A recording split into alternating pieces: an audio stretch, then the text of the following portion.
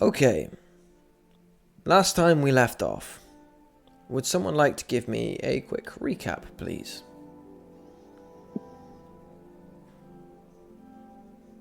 Just point your finger, mate.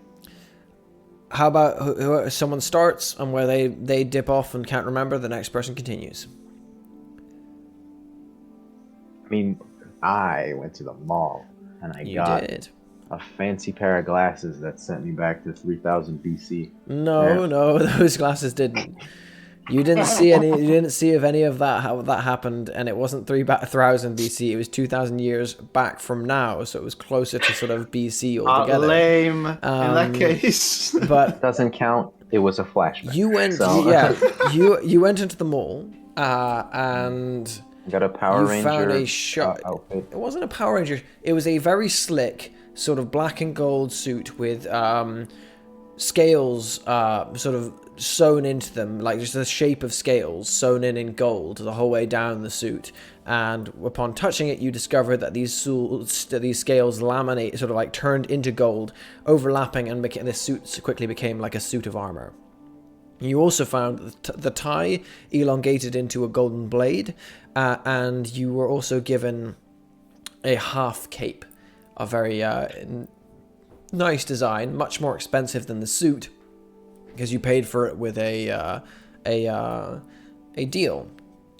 And that cape you were given was called the Crimson Aegis, which you also got that as well. Finally, you did also get glasses for Todd. What else would you like to add? Well, at this point, my knowledge really ceases. I know for a fact that Dante and Elizabeth had more of their development of the story involving a wife, someone's wife, right? Not gonna say who and who fucked the wife, but someone's wife.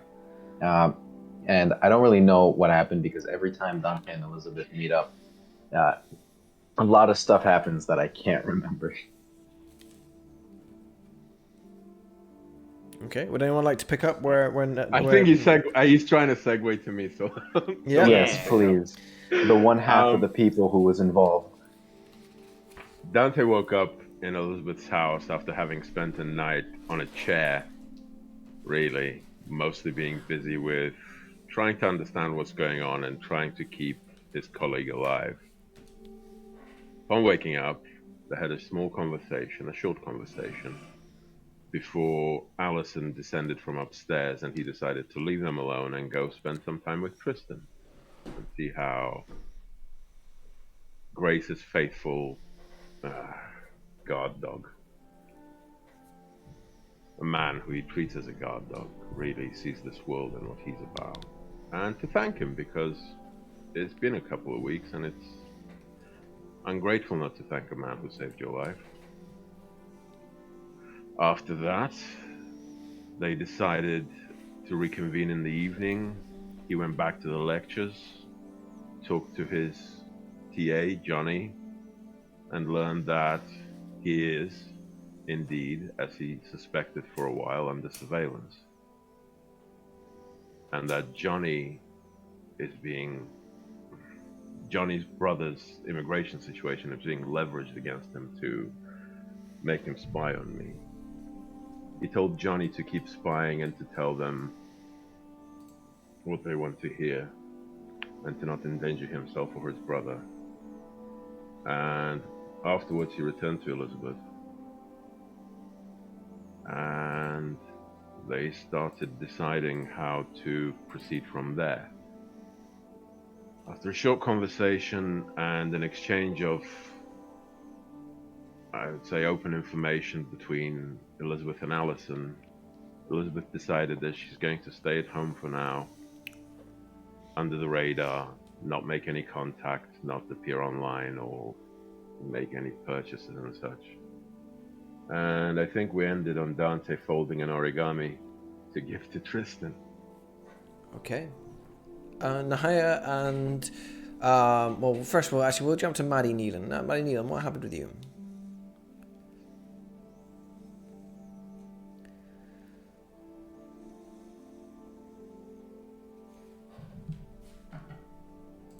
Emil, you're muted. I was like, why am I not hearing anything? Whoopsie. Well, not a lot happened. Maddie just spent a large part of the day just walking through the city and reveling in the results of her work, mainly being that on April Fool's, a load of buses in Ullmanoch broke down in the midst of their right. I wonder So why. how did that happen? Other than that, I'm seriously drawing a blank. I do remember it not being very eventful for her, but yeah. I think she went home and watched Saving Private Ryan and sent a Right. message to the group saying we're meeting at Burger City. At Burger City, exactly. Tonight or not tonight? Tonight at 9, and she also she also told them that there was a race tomorrow. Which there is. There is, yeah. Brilliant. Nahia, anything happened with you? Oh boy, did anything happen. It started off uneventful. Well, I wouldn't say uneventful because obviously she explored more of her mythos, learning not exactly what comes from where, but starting to kind of reach into it. And then she got visited by an old friend, an old acquaintance, in quotation marks. Basically being told she didn't keep up her end of the bargain when it came to Jasmine. And vying for a second chance at life, she made a promise to kill Jasmine. She did. So. Yep. She promised that it should Jasmine Wright ever return, that you would kill her, which was quite the deal. We ended on that, and I'm gonna say, if there's anything else you want to do with what's left of today, which is Wednesday the 1st of April, let me know now, because we are going to progress to the evening of that day and then move on to the next day. What is everyone doing with what's left of? Nothing. I did say at the end of the last session, to improve this new house that we got. I don't know how you would go about that. Just like taping the windows with shutters or something. Right? You're soundproofing it? No, storm-proofing Oh, it so that it doesn't storm-proofing it. Okay. Yeah, I've got you. Brilliant. Yeah. So, bearing attention to the news, you and Ned spend the majority of tonight storm-proofing up the house, because there is a storm on the way. Which is something that was coming about in the last couple of sessions. It seems like this weekend is brewing up to be one of the largest storms in recorded history, apparently. It's also, just before it, you have all agreed to go to a special Rift event up in Barrow Ridge. A fight of sorts that Ned has been invited to, and as such invited the rest of you to. Which is happening. Except for Maddie. But who also hasn't heard about the fact that it's happening this Friday. It is happening this Friday, yeah. But she hasn't heard that yet. She doesn't know yet, but we'll get there. I'm sure I thought Thomas said that he would try to get you in, didn't he? Yeah, he did, but he didn't tell you. Okay, good. He's yet to tell her that it's moved to Friday. Okay.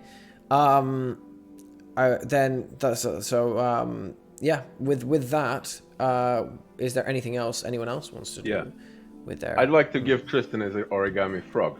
Sounds right. Yeah. He before leaving takes it in his hands and sort of looks at it for no. Before leaving, Dante will turn around and sort of say, "Give me your hand." To Tristan? Yeah. He sort of looks at you and pulls out this massive calloused hand to you. All right. That goes on your index finger. That goes on your middle finger. That goes on your thumb. Now make it speak.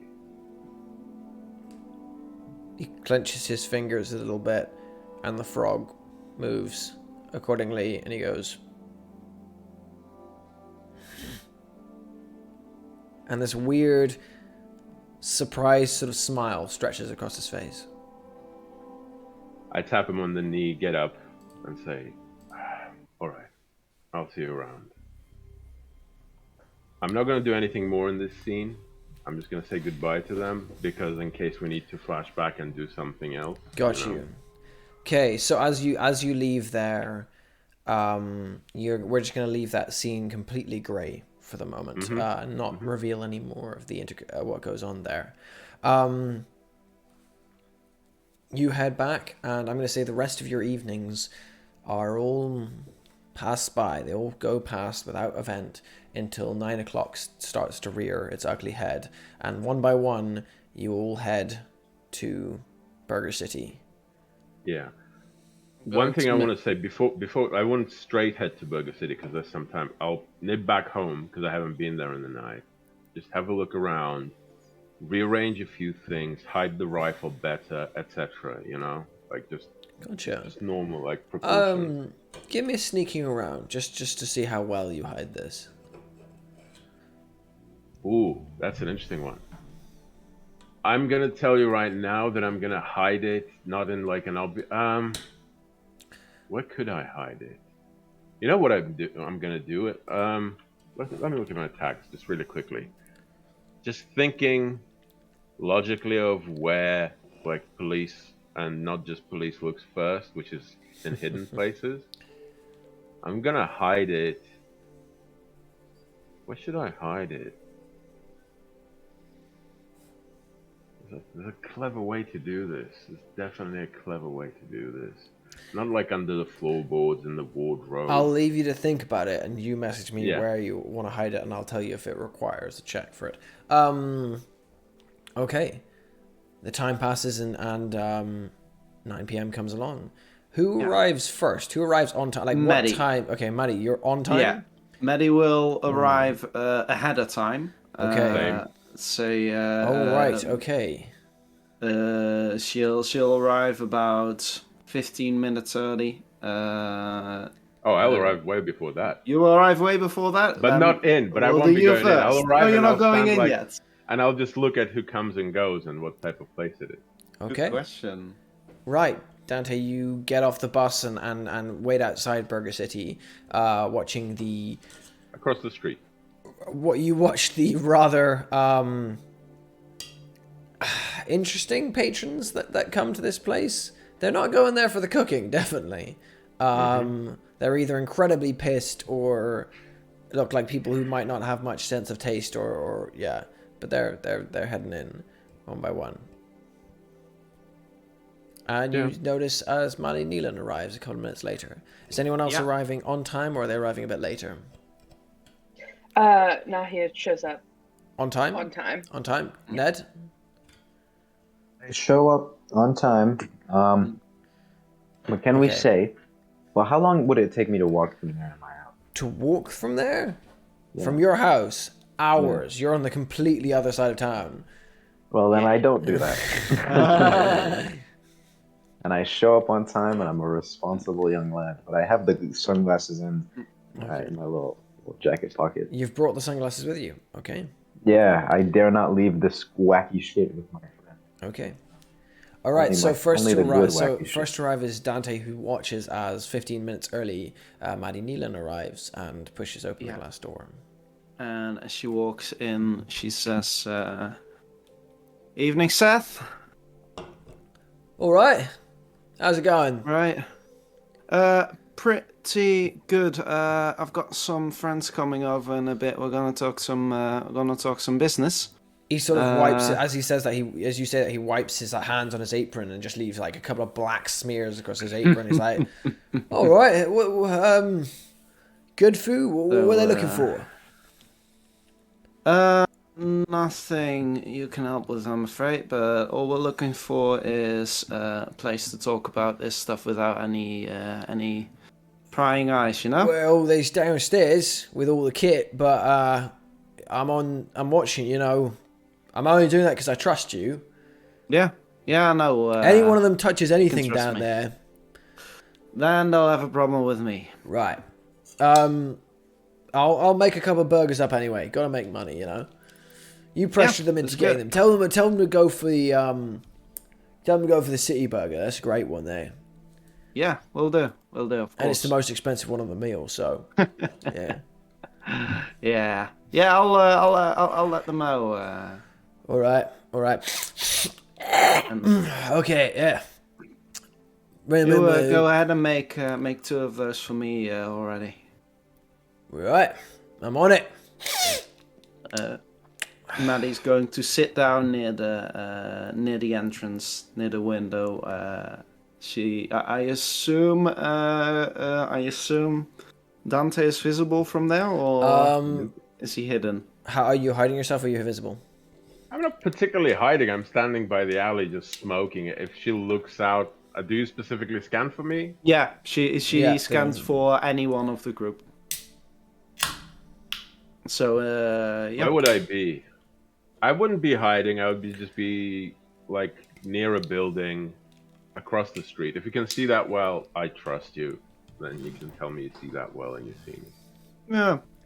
I think she would notice. The one thing right I would now. say about this part of town is quite deserted. Where are we? You are in Russet Way. Aren't you? Oh, so it's really not that far away from me. Yeah. Yeah. It's a shitty part of town. And How dare you? there's just not... There's very rarely there's much people on the street. And when there are people on the street, you know... If there's not much people in the street, then I would be standing deeper in the alley. Okay. In that case, I wouldn't see Yeah. you. Okay. Yeah. So you don't... you sit there as the radio, so Seth switches on the radio and some Johnny Cash songs start playing as he starts cooking up a couple more burgers. There's only one other patron who's an old guy who has fallen asleep or died in his burger. You're not sure which. Sort of sprawled across his plate with the burger half eaten beside him. Seth doesn't seem to have noticed yet. Yeah. There's a sort of a TV, a very old looking TV, one of those box ones, up on the side that's playing the news, and you can just see the same loop of, we remind everyone today to, the government would like to remind everyone that in the following weekend to stay in your houses, make sure you're stocked up enough, and to not leave under any circumstances whatsoever.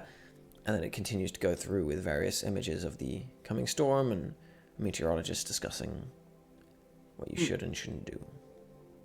You were prepared for the storm? Oh, that's bullshit, mate. That's complete bullshit.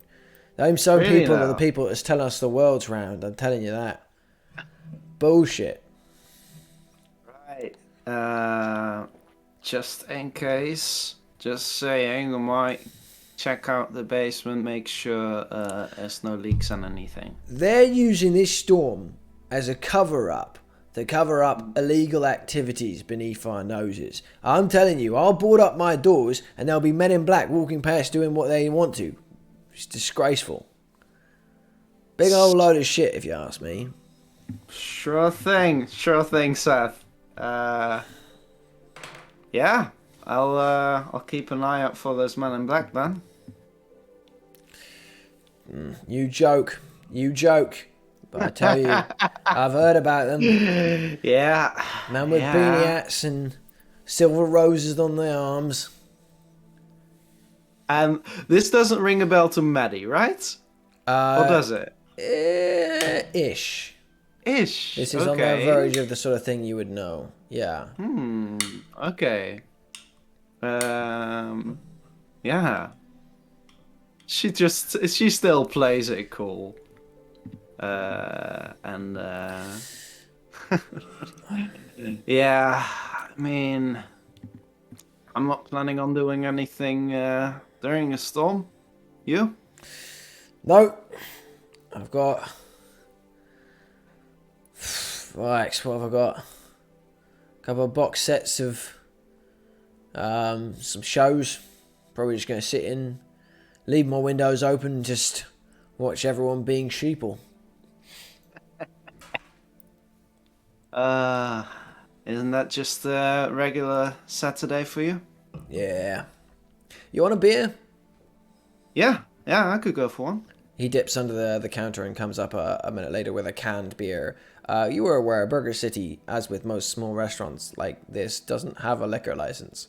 But he tosses one across to you and begins to count it up on the thing. A couple of minutes later, Nahia and Ned, you both arrive on time. However, which way you it is you arrive. Nahia, you obviously drive, and Ned, you... How long did the ride take in Pedro's limo? In Pedro's limo, it would be like just over half an hour. Not to take up too much time from the oncoming literal storm. I want to put on the glasses, right? Because it kind of cut off in last session. Put on the glasses, and within Pedro's car, pull out a phone and pretend I'm talking to the phone, but really I'm talking to the guy in the glasses. Okay, what do you say? Do I see him in the reflection of the glasses? You flip as you are pulling on the glasses. They get to about sort of like this kind of distance, like sort of like an inch away from your face, and you get a tiny flash of the guy. And then the glasses are on your face. You pull back. It's gone. It's gone. It's gone. You put the glasses on. You can't see it anymore. Well, hey there. Can you hear me right now?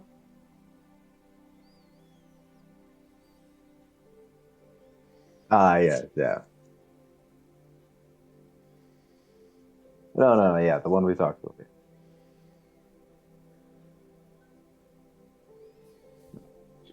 I think my server's breaking up. I hang up. I pretend to hang up. Fucking asshole.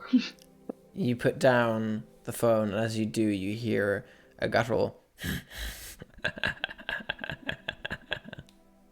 in your ear. But this fucking guy. All right, never mind. I sit annoyed for the rest of the ride. The car drives on, and Ned and Nahia, you both sort of arrive roughly at the same time as each other in front of Burger City. Burger City is not impressive. It is a sort of a glass-windowed, run-of-the-mill fast food joint. And the second you open the door, you can smell the grease just coming out of there. There's the sizzling of cooking grease. There's an old man who looks like he might be dead into his burger, slumped in his little booth. And there is a rather sort of,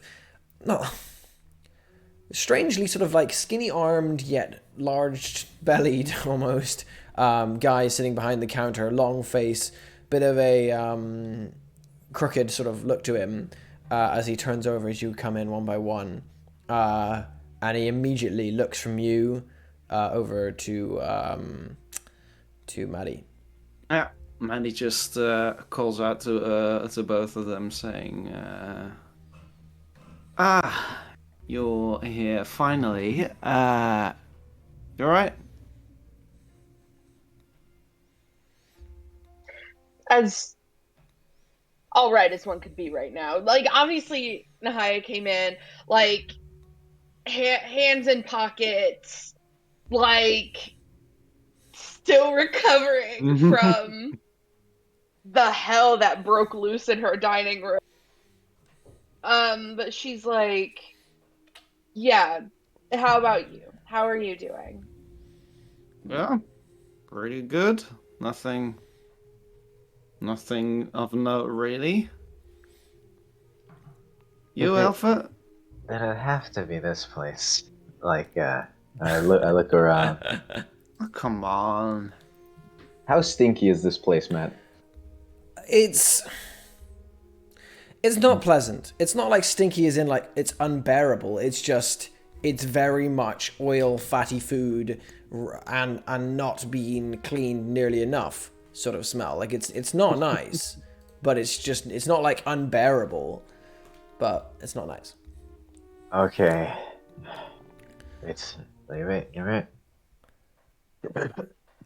Give me up. Right, yeah, I get it. They don't serve Trust, caviar here. it's much nicer when you start eating, and then it's way better Exactly. after. Just get yourself Once you have a couple of bites in you, your body just adjusts to it. It's like It's true. what's that? It's like Not a vaccine. Those are fake. I'll come up with it. Right, yeah. Just have yourself I some, have some a burgers. burger. Oh, the city burger's really good. You should try that one. I've been told the city burger is good. Can I get the city burger? One city burger coming right up. That will be £11, please.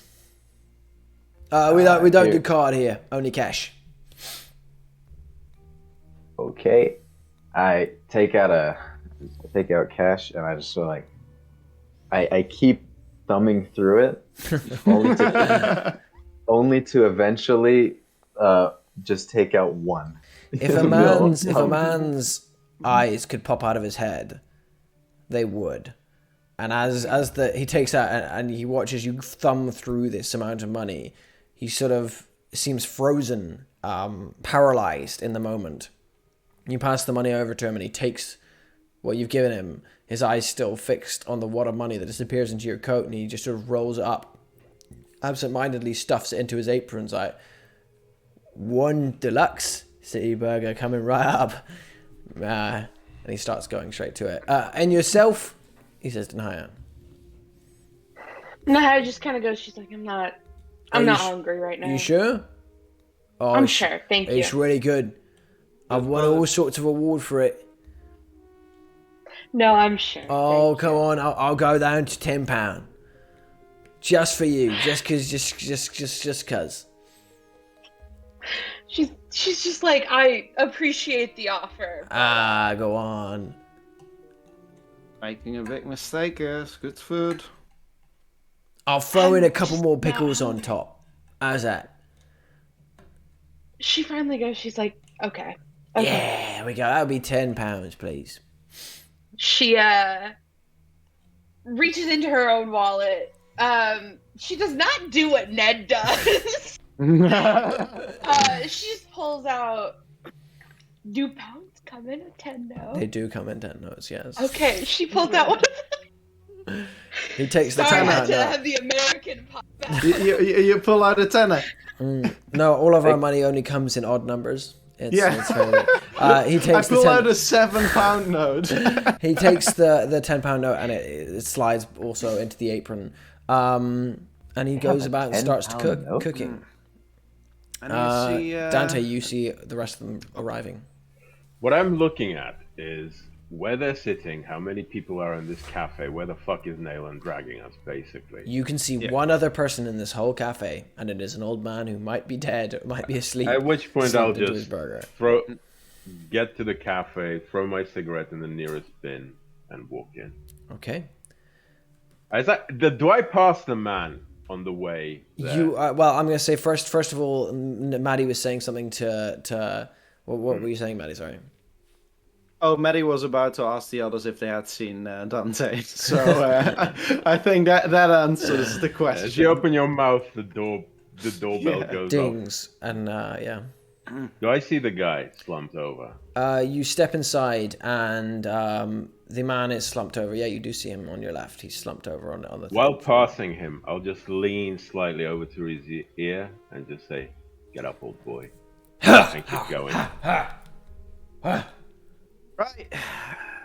He sits for a moment, looks at you. You can see this like mustard smeared across his No, face. I passed him by then. You're going past. I just said it and went. He sort of looks around. He goes, "Fucking ghosts again." And puts his head back down on his plate and falls asleep again. Right. All crew is here. Let's go into the back room. You start to head into the back room as the news forecast begins to end. Your burgers are served up, plattered in front of you as you're heading into the back room. As Seth picks up the controller and switches the channel over to Ancient Aliens. Do you take your burgers as you I love pass? this guy. Maddie has Maddie has already finished one of her burgers. She's bringing the other one. Brilliant. Nahia and Ned, do you bring your burgers? They are, by the way, looking at close at the city burger now, it's just this stacked mesh of things. It's like burger, pickles, bacon, another burger on top of that, an egg on top of that, and then just I slathered hate in him now. sauce, and just hate slathered him in now. sauce, and it's both of those. Nothing worse than egg and burger. Does it look Whoa! edible? Egg and burger can be very good. Have this in character. But yeah, does it? Nahia brings hers. It's so greasy. Even just looking at it, it's greasy. She bought it out of I don't want to say pity. Out of But peer pressure. She's not gonna. Yeah, peer pressure. She's not gonna eat it. Okay. I bring it with me. Okay. And well, we don't know where we're going yet, do we? You follow Maddie Nealon, and she leads you into the back room and down a set of stairs, opening up a basement. Inside, you find yourself in a long, dusty room, which you have to pull on a light and then switch into a flickering, and the light flickers on.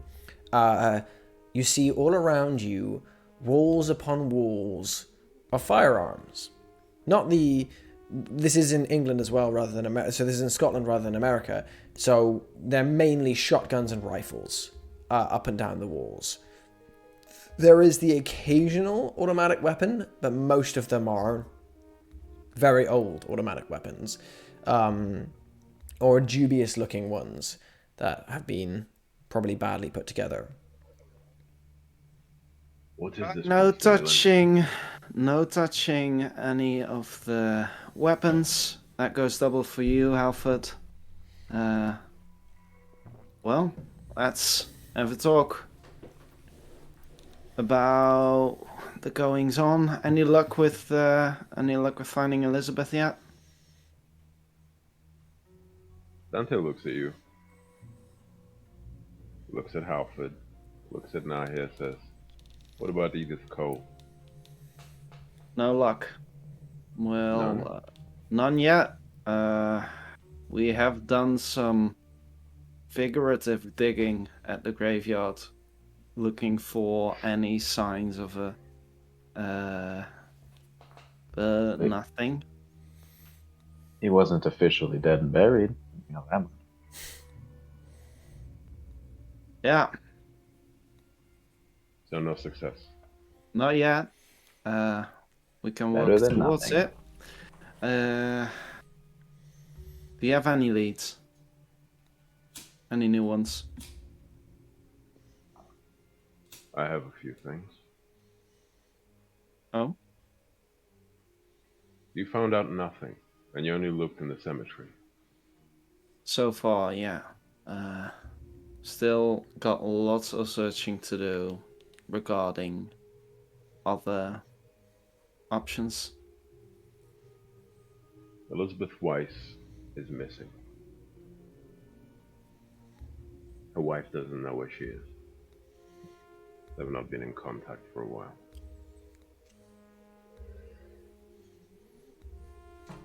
Right. Well, that complicates things. Uh-huh.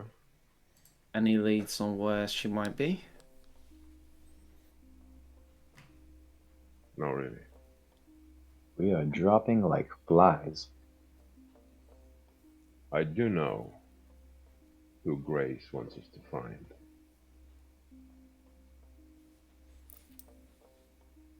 Elaborate. A university professor by the name of Stephen Niles. Stephen Niles. That old fart? And What do you- that is... But he was so helpful when we went to the university. You know him. Do you have I an met him ashtray? once. Do you have an ashtray here? It's going to be a Oh long yeah, conversation. one moment. I assume There it's is like... a very large metal ashtray, like that big. That There is you the go. bottom half of a like a discarded shell from a ballistic, yeah. like a fucking cannon of some sort. Mm-hmm. Any I say, artillery weapon. There we go. Yeah. as this She just reaches conversation, over, puts that on the table. as the conversation's going, Ned, without calling any attention to it, puts the sunglasses into the burger, stuffs them in, and just says "time out." Right? Ignore it. Some little personal. No, no, no, Yeah. please do continue because this just got interesting. I was You know, about to ask you about the sunglasses at night, but Oh, please. usually I'm much more covert than this. Anyway, you were saying, Dante. Dante's not saying anything. Dante's just smoking.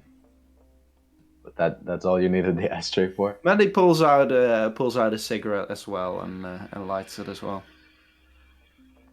Right. So Everyone ready for the event? For the party? event?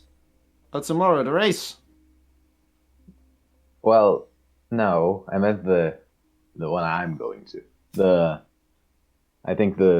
I forgot what it was called. But it was the fight ring. We're betting on people, and I am in the upper lounge of this. I've been told I can invite all of you people. You've heard of that? They reached out to me. Oh, that's interesting. A friend of mine is actually fighting. Well, which one? The Jaguar or the other one? Or the other one? I don't remember the Well, name. he Hold up. definitely isn't a Jaguar, so I assume he's the other one. From what you Oh, remember, as Jaguar Tom, and Razor. there was Jaguar and Razor, but they were the main fight. Your friend is fighting in one of the smaller build-up fights. Right. Oh, Dante well, I've just only... looks at Maddie and says, "What is this bullshit, Nayland? What bullshit? What fight?" Underground fight, not a fist fight. It's bigger than that. Apparently, people like us are going to fight. People I who see. are more combat focused. And yeah, Who are friend the of organizers? mine.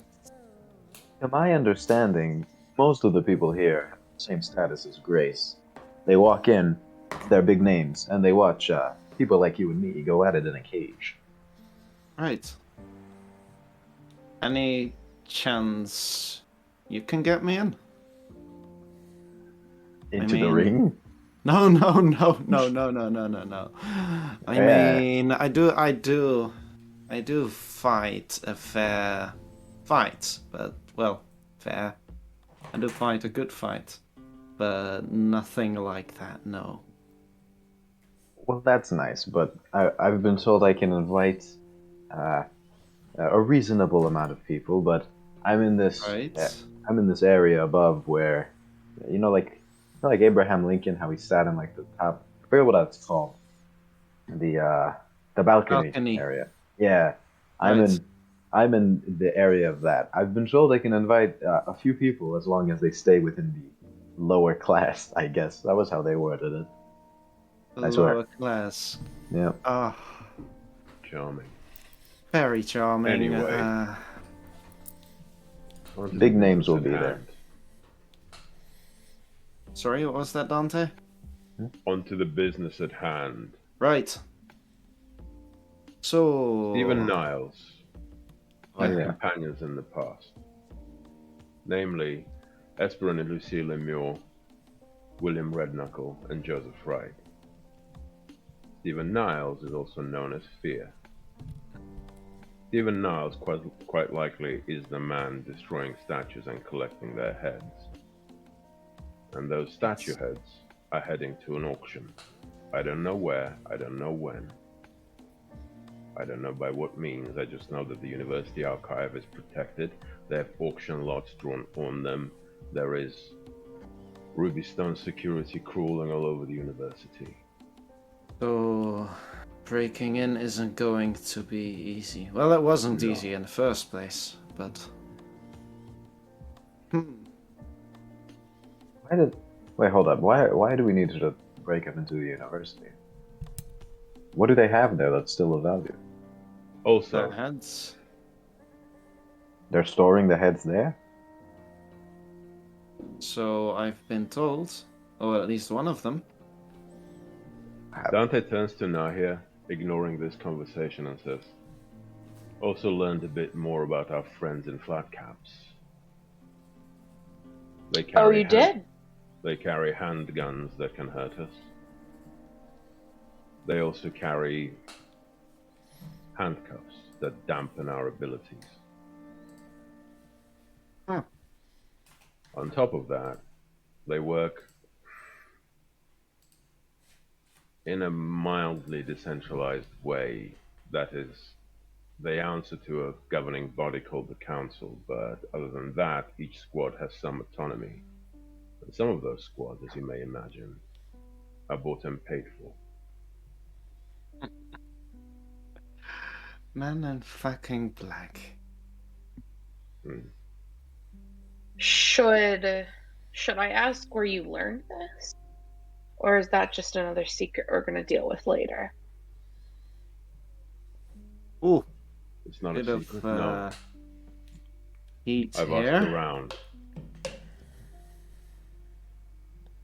You listened around? I asked around, yeah. Oh, you asked around. He asked around. Huh. Did you ask around? She nods a little and she's like, okay. The people we are being primed to face have much, much more resources than we do. They have cops in their pockets, silver thorns, judges, lawyers, etc. Assume always that your communications are being monitored. Assume that your online communications are being monitored. I know you're doing that much, Nahia, but that goes for everybody. Assume that every bit you say can end up somewhere, and be very fucking careful. That's the purpose of burner phones. Don't talk on your normal accounts with anyone that's not normally in your life, and even then exercise caution. Don't say where you'll be when. We meet, we schedule meetings with these phones, we talk face to face. Sounds doable.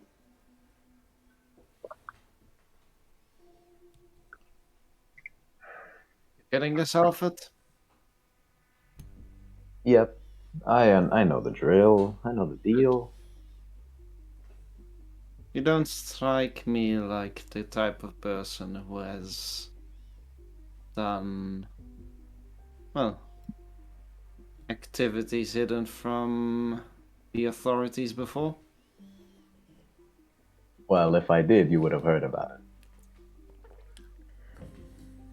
Or otherwise, I'm just really, really good. Anyway, I doubt it. Dante, this is a lot of you just talking at us with a lot of dramatic pauses. I would appreciate it if you gave us more of a concrete plan. Because so far... Dante, by the way, just for your information, shnaided, has not once looked at Ned. Has not once responded yeah. to anything. Love that. Love it. If you would like to know more about this council, I'm pretty sure they're the ones organizing this event that I'm going to. I'm really trying to tie this into whatever you're talking about. Because I feel like if we all go there, it'll be a really good way to understand what we're dealing with. Which you are a lot more focused on the inner workings of the mission, other than the big city, big picture here. Right? Yeah, if someone were smoking. if someone were to show up to your house, it would be nice to be on a first name basis with them. Sorry, But you you were want- breaking up badly there. We didn't hear a word you said. If someone were to show up to your house, it would be very nice to at least be on a first name basis with them. Right, you're looking to mingle. Listen, when you rub elbows with greasy people, you get greasy elbows. Is this a jab at me? Yeah. No, this is in character. The Yeah. laugh included. Yeah. I like to keep my elbows clean. Well, you and I come from very different circles, but hey, that's what makes a good team, doesn't Exactly. You were gonna dominate the lower class gala. It's a fight club. it? The lower class gala. Yeah. It's a gala for me. It's a fight club for you. Oh, We need to focus on Niles.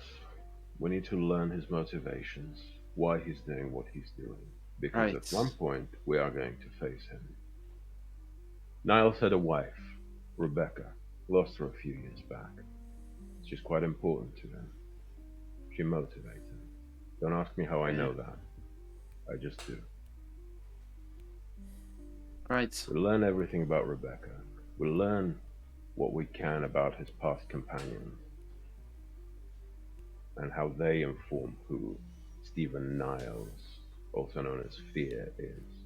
Because when we face him, we need to be prepared. This man is not as charming and simple as friendly as he seems. He's quite skilled, so I've heard. He's a cold killer. Yeah. Wouldn't want to face him. Rebecca Niles. She's our focus for the next day. Gotcha. Rebecca Niles. I've Edith got Cole will have to wait. Yeah. Moment. Rebecca Niles. Right. Right. I also need to speak to him. To Fear? To Niles. Yeah. You sure that's a good idea? No? I still need to speak to him though. Need someone at your side? Keep an eye out? I'd appreciate that. If that was Fear, though, and then who was the big man, Midas? Is that you?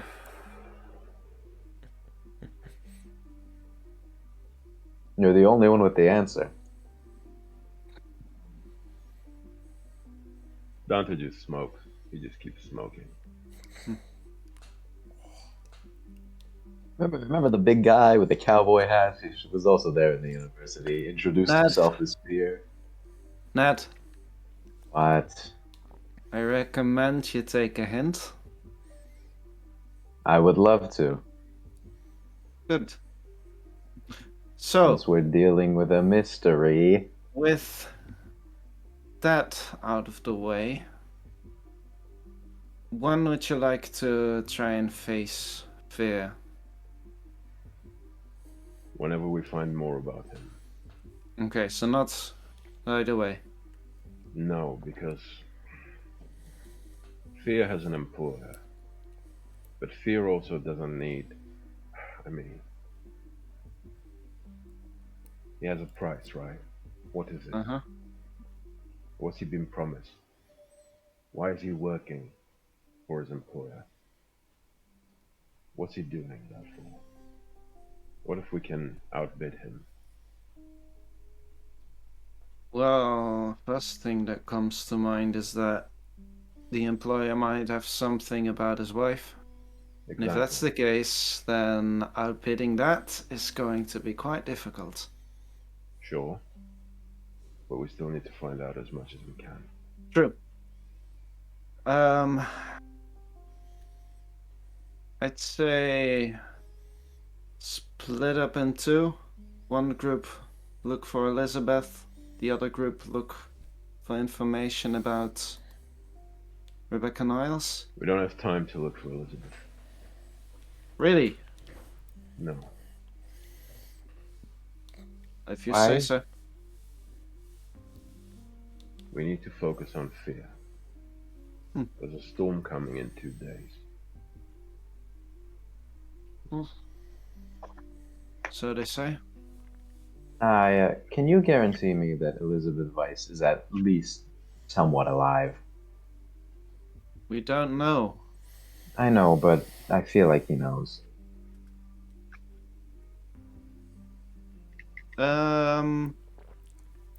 Maddie, I think... But Dante's not giving you a single indication. I would Yeah. say that's a bit metagaming. You have no Yeah. indication unless you want to make an investigation check. No. Or go I'm toe to toe, saying sorry. to Nahia. No, I'm saying to Nahia, does he know whether she's still alive? I said Oh, okay. I thought you said, okay, gotcha. Okay, I thought I was confused there. Oh, okay. I see. Okay, I thought you said. that. Okay. I'm not asking. I'm not asking like him, knowing he won't respond yet. Okay, so what are you saying to Nahia? You say, No, I just said, nah, can you at least guarantee me that Elizabeth Weiss is to some extent alive? Because I feel like this guy over here knows the answer. They are. You two are. Okay, so the They were phrase "I very. feel like this guy here knows the answer." What are you Yeah. basing that on? I've been in this group longer than the other two people, and I just want to bring up the fact that you and Elizabeth were buddy buddy. They go to the same school to work, right? okay, this is a tough one because your character is allowed to have the suspicions and to have suspicions, but I would say, oof, as of I'm not yet, accusing. Dante's given you no indication that he knows anything about what's happened to Elizabeth. I've been stone cold. But Yeah, but I've also throughout this entire conversation continuously egged him on questions. So this is just another one of okay, those. gotcha. Yeah, Yeah, oh, but that's it all right. didn't work. So So you say No, you no, do but say at that. this, but this time it's directed at him. See what I'm Okay. saying? Like I've been asking questions this whole convo, and you haven't been answering. So I'm just going to the next strongest link. No, Dante is refusing to answer you. Yeah. And as you say, this. no, it's just refusing to acknowledge Yeah. that. Yeah, Man, my Same existence. thing, same thing. But yeah. And now, And if this gets ignored, I will bring up another question later to further annoy you. gotcha. I don't think he's annoyed. That question is ignored. Nahia, what do you say when Ned says this to you? Nahia crosses her arms and goes, I don't know what makes you think I'm a mind reader. Right. Blood reader. Ned, bitch. take a hint. Come on. I would. So. Seriously though, you look so well charismatic on TV. How What do can you you mean? be like this? I'd love to take a hint, but if you would give me one. He's giving you many hints that he does not want to talk It's more with you. ignoring personality thing. I mean hints of the mystery, the actual thing we have to figure out, or we die. You know that. Right. Do you think he's holding things back? That he's just sitting here talking about nothing? Because I think we've got a case right here that we need to get our asses on. And that's that. I think that working in the university for as long as he has, he knows more about Stephen Niles than other people. And I've heard this man bring up a lot of things, a lot of times, and have his only excuse be that he just heard it from somewhere. That's how. And I'm grateful for all the information he's given me. He's Yeah. a better detective than I'll ever be. But at the same time, it's a bit funky. I don't know where this is coming from. Well, tough luck. That's how sources work. You don't just go telling everyone who you know things from. That's how Dante, you get people killed. Dante, you replaced everyone's phones with burner phones, right? I mean, they still have their phones. I just Do you have advise your? them Do not you to still use have their your? phone. Do you still have your original phone with you? I have my original phone and my burner phone that I used, and one still left. One reserve one. Okay. At that moment in your pocket, your phone go. Which one? Your original phone. I look at it. Which number is it? It is from Anselm. Oh shit! It's a message. Dante will throw the cigarette into the ashtray. Say, "I need to take this." No, it's a message, And not just- a phone call. Oh, what does it say? You flip open. You open up the phone, go to your messages, and open it up, and it says, "I'm sorry for everything that happened between us, but I have something to tell you. Meet me under the fountain in the center of Barrow Ridge tomorrow early morning."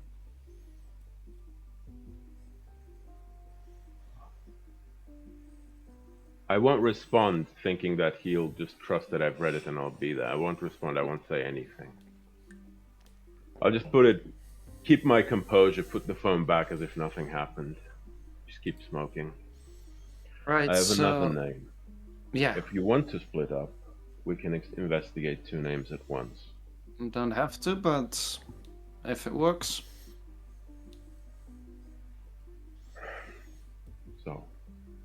Rebecca Niles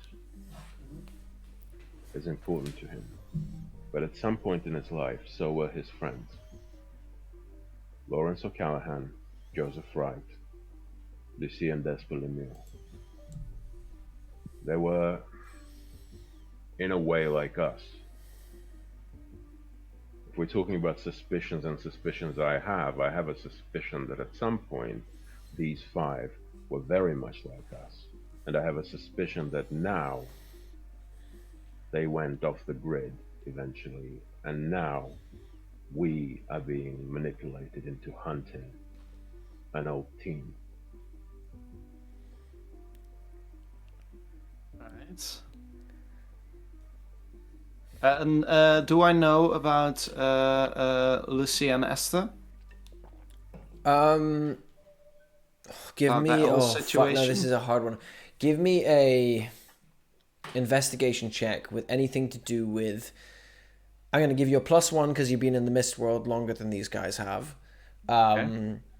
But apart from that, any tags relating to like investigation, knowing things about the city, or like being around the Mist world, that kind of stuff. Can I say, while she's remembering, Dante's going to keep saying stuff? So, like, I still have something to say. Yeah, what do you say? I still have something to lay. Also, I don't think I have any other bonus to this. So but those here are we very go. hard tags to have, to be honest. So, But I still roll a 10, so here well, we that's go. a great success. Okay, I'm gonna have to I have to have a break there because I need a second to digest that as well. All right. Fucking hell! A fucking 10 again. Oh, I don't know what it is with like City of Mist and my rolls. I tend to roll really fucking well in this game. Yeah, you roll better than me, and people Absolutely, yeah. But hey, once we already had the running joke that you rolled really well, Hey, we can't shnaided. just switch that to me. You good? Yeah. I'm good. Okay. Yeah, I'm good. I was making sure this is a character. It's a check, yeah. I also wouldn't continuously annoy you this much in real life either, dude. So. You don't annoy me at all. That's And my also, point. like, Ned doesn't annoy Dante because Ned doesn't exist. Oh, I get it. Youch! Alright, see you in a sec. A mosquito's a mosquito even with headphones in. What are you drinking? Water. That's a weird water bottle. It's a blue water bottle.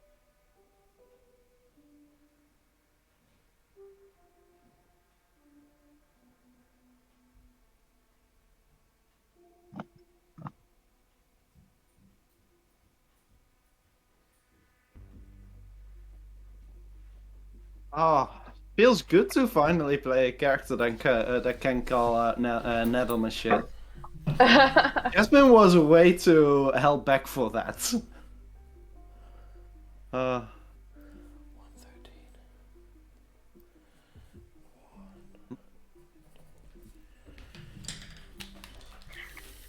Hello. Hello. You're muted. Hello. Hello. Okay. Oh yeah. The others aren't here yet. Okay. All right. We'll wait for them then. Yeah. Also, clues 1 to 1. Clues. I've got one Yeah, question, you've got and the one question question. is does Maddie know what happened with Esther and Lucia? Does she know about the first mystery? First investigation. Okay. Oof. That's a hard one. Back. What's up? We're just waiting for Guru. Yeah.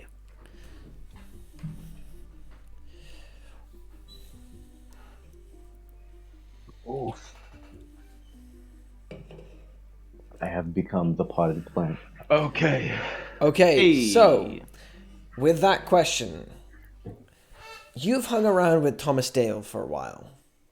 He's more involved in the mist world than you are. He knows more of what's going on and seems to have a bit of a bigger connection in it. And he talks. He's not a bad person. Possibly a slightly off person, maybe. Maybe he needs a bit more empathy in his life, but he's not a bad person. One of the things you do know about him, though, is that he aspires to be like Fear. That is a thing that has been spoken around a lot. And a couple of days ago, a while ago, he did seem in a bit of a sort of a shocked, surprised mood and mentioned something along the lines of the Asphodel Theatre going dark. And how that had been a sanctuary. The conversation is very disjointed because he wasn't really talking to you, he was talking to himself, really, and you were just listening in to the sort of the shit he was saying to himself, so he wasn't filling you in any details, he was just leaving. And you know him, he's got his sort of his rages and his like if you inquire too much, he'll just shut down. Yeah. So you just let him talk. And from what you got from it was that one of the old sanctuaries to a figure that he did refer to as both the Mother of Silence and as Esper had gone completely quiet, and that one of the great legends of the world must have gone. Right, oh. Yeah. Dante. Think about it. We have Silver Thorns, who on one hand purport to take care of law and order in this city. A young woman is murdered in a jazz club, in a sanctuary, in a place that they themselves sanction to act as a sanctuary. They take no action. None whatsoever. A group like Red Knuckle, Esper Lemuel, Lucia Lemuel, and Joseph Wright and Stephen Niles run around the city, but they're untouchable. Much, much lesser dangers and threats in the city are taken care of by them, but these five are not touched. They have some sort of protection. For the moment, it seems that I would be wrong to say that so do we, because, well, 5 of them confronted Jasmine Wright. Yeah. But what we're doing right now, the jobs we're doing, it seems like cleanup of some sort. It's a power struggle for certain. Right, so... Keep your wits about you.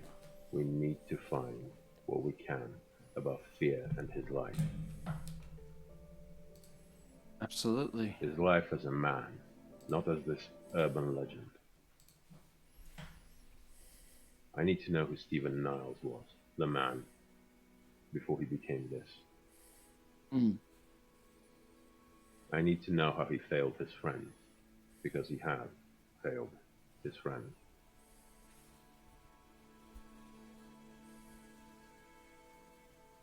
Any ideas of how to tackle this?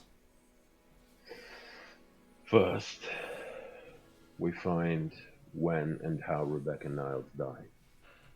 Go from there. Be as discreet as possible. This gets back to him you're caught alone. I wouldn't envy you. Right. And then? Dante takes a pause about 2 to 3 seconds and says, Leslie O'Callaghan. Leslie O'Callaghan. Yeah. This is? Do I remember, by the way, what Jasmine's mother's name was? Unless you can say I'm not going to say that's a detail that I'm not going to. I'm trying to remember. Jasmine, Joseph, Mary? No, it wasn't Mary. I'm not going to, sorry. I don't even know, and I'm not going to look it up. No. I don't want to look it up. I I do forgot know, but I'm about not it. going to give it to you like Yeah, that. I think yeah. Dante would remember, but I don't. so Dante I'm not would gonna- remember. Yeah, but I don't. It would make So- sense for Dante to remember since she disappeared. It's literally the kinda only thing I ever similar. forgot, mate. But I'm not gonna hop on it. Oh. If I don't remember, I'm not gonna bring her into this scene. Fair. I'll just. I'll say, leave it for the moment, but No. I'm I'm uncertain. not. Okay, I'm not asking you to give me anything for free. Just to clarify, I'm not. Okay, gotcha.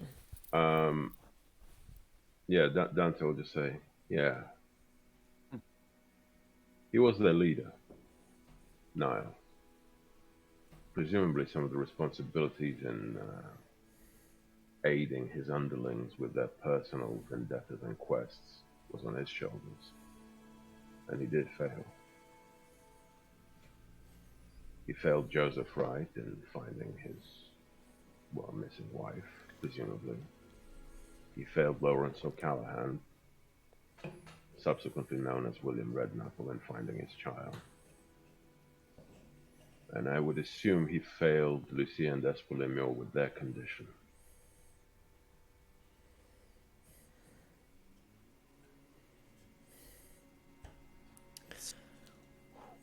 So this Leslie O'Callaghan is related to this William Lawrence. Redknuckle. William Redknuckle. Yeah. Ooh, have I heard of him? That is a much more common name. And I will say Yeah, that it is one okay. that has been bouncing around in the sphere, and Thomas would definitely have mentioned it at some point. He's essentially all you've heard is don't fuck with William Redknuckle, essentially. No. He's a badass motherfucker who will rip you to shit if you if you piss him off. But I don't know of his passing. You don't know if it's passing, though. Okay. I Right. broke the guy's knee. Sorry. Right, so wife, daughter. Another wife. And Okay. two sisters. Twins. Right. We need to look into that past. I don't know who we can ask, who it's safe to ask, who it isn't safe to ask. So presume, if you look openly, there's some risk involved in that, both for you and your sources. Any chance we could approach Redknuckle about this if we handle it carefully? Can you talk to the dead? I can't say I can, no. Why? And that's your answer. Right. Been busy, I hear. I didn't kill him. Oh. Fair. Right. Rebecca Niles, Leslie O'Callaghan. Now, I don't really know where to start with them. I mean, How about this? Hmm? I'll take Nahia. We'll look into Leslie. right? You look into Rebecca Niles. Keep your phone with you. Always. You see, I pull up the university records on my phone. I show her Niles' face. You see this man? Run. Right. Noted. Keep your car nearby. Always. Okay. There's no way he's gonna catch up to that beast. We're going to leave you at the moment there. This is not the end of the game, just leaving you at the moment there. So it's going to be the end of the night. As you're sort of... so I'm just going to leave the role play. Is there anything last thing anyone needs to say before I'm leaving you there? As the last car thing- is mentioned, Maddie does say, speaking of which, Yes. I'm expecting most or all of you tomorrow. It's gonna be a wild ride. How Might long be is that going to take? not very long. Usually about half an hour, 15 minutes if I'm fast enough. All right. Okay. It's really a sight. One of the organizers has gotten his hands on a few drones. They got a live feed of some of the action. It's gonna be good. Any recommendations for a bet to make? Yes, the Green Inferno. Green Inferno. For or against? 4, obviously. Well then. I feel like to earn the respect of the people around me, I'm gonna need to bet on someone they're kind of egging me on to. And tell the Green Inferno, because I'm assuming you know them, that if they don't win, I will be very upset. I will let her know. I am gonna bet on her. Okay. I think while they're talking, Dante will just turn to Nahia and say, ring me tomorrow, and just head out. Okay. As you step outside, and the rest of you sort of leave it there, you step outside, and Dante, you realize a couple of things. The air outside tonight is warm and sort of cool, like a breeze blowing through with this cool sort of air. There's no rain, and the sky is clear. It is the very definition of the calm before the storm. Well out across the city, in an undisclosed location, the man who called himself Niles, who called himself Fear, who called himself something before, is in his room. The suit sits on a coat hanger on his dresser. It has been well looked after, though it still looks like something that a university professor would wear, all brown and burgundy, though well looked after. The heads are sort of half thrown, half cascaded around the room, each of them with a red ribbon wrapped around their mouths. They just wouldn't stop talking, and it was very frustrating for him. There's 6 of them in all, and the Yorkshire numbers dangle from their ears or their necks as they struggle and try to scream or shout through the ribbons, but they don't manage to.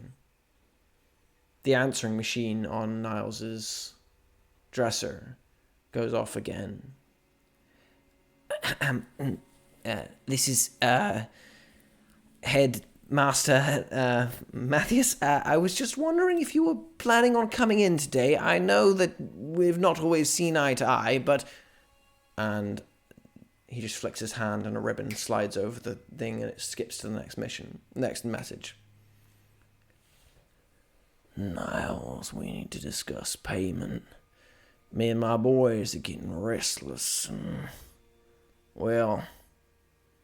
We'll see you on the night, but I expect my money by then. Flicks over to the next one. Mr. Niles, we just wanted to remind you that you have a unpaid invoice with us. The quicker you pay it, the quicker we can continue with the treatment. Click. Onto the next one. I told you not to break them. I don't know why you've done this. I told you all of this in confidence. We were friends. We were fucking friends. I'm never gonna forgive you for this. You have no new messages. The phone goes silent. Niles adjusts the tie in the mirror and goes... No, not this one. And continues to prepare. The rest of you go home. Or head about into your separate destinations. I know where I hide the rifle. Okay, I'll get to you in a second with that. Ned, you get home to a heavily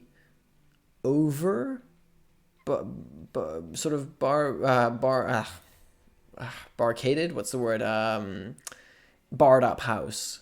It seems Barricaded. it seems like there we go. Barricade. What is wrong with my brain? Todd has gone to the next level and has just absolutely turned your house into a fortress.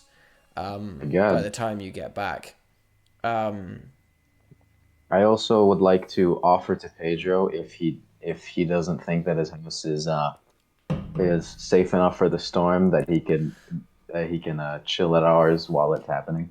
it's very nice, sir. I think this would be good for my family. Can I bring my family? Of course. If We will cook for you, sir. It's no problem. well, uh, you really don't have to. No, But I want to. I want to. okay, and don't worry about the limousine. If anything happens to it, I'll get a new one No, no. or a custom made one just for you. But as a thank you. You're very welcome, Mr. Halford. And he sort of drops you off and heads on with that knowledge. It is a big enough house to support. Oh yeah. A whole, You could okay, support okay. several families in this. This house is huge. Nahia, you get home to find Kingston surprisingly has fallen asleep in like one of the exercise like chest machines, and he's just sort of like conked out. There's music playing in the house, and there was a half sort of made meal waiting for you to come back, and he's fallen asleep on the exercise machine. As you step in, there's a newspaper on the table that says something about the upcoming match and how the men's team is a bit of a disaster at the moment. I think the first thing she does is go over to him and, like, in the gentlest, kindest way, like, little touch to the shoulder, little kiss to the temple, like, try to wake him up. Hello, beautiful. I'm okay. I'm just, I'm sorry, He starts to just, like, stand and clambers up, and you can tell he's been pushing himself way too hard. She touches his shoulder, especially since if she notices that. She's like, I'm gonna sound like a broken record, but you need to go yourself. It's okay. I'm fine. I will. I promise. I promise. I tried to make dinner. Are you okay?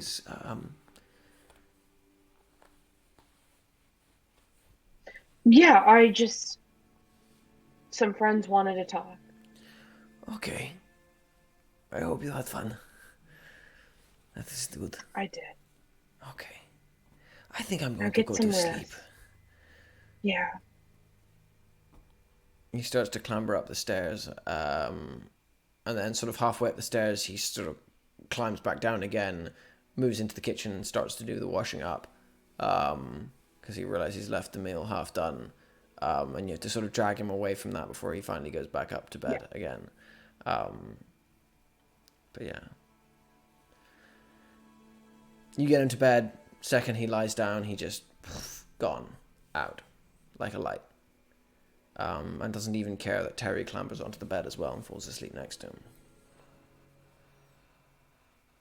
And so she continues the chores he was trying to start. Kind of thinking over what was said at the restaurant tonight. I guess also trying to think about how and if she's going to bring up the Jasmine situation to the others. So it's just a cleaning the kitchen and calculating. As you're cleaning the kitchen, this is the first sort of time you've had, like, of complete silence to dwell on it. And it's there. It feels almost like a swirling feeling. in your stomach. Like a constant reminder that whoever is on the other end of this can cause you pain whenever they desire. You sort of take a moment and just breathe in the empty kitchen. Your fiancé upstairs, the dog curled up next to him, completely silent for the first time in a while. And what are you thinking? I think it's a lot of emotion. And it's just kind of this silent, like, I think I've said this multiple times with what she's thinking is just, what have I gotten into? She thinks about all the times she could have just said no. It's that thing that, what have I got myself into? Again and again, as she replays the man putting his arm over the taxi and leaning back and saying, have a glass of mead with me. And you sure Jasmine wouldn't do something like that? And you agreed. And you drank. Yep. And here you are. Eventually, you drag yourself out of your thoughts and head to bed. You slide into bed next to Kingston and step off into a sleep that comes. Maddie Nealon, what is your night like?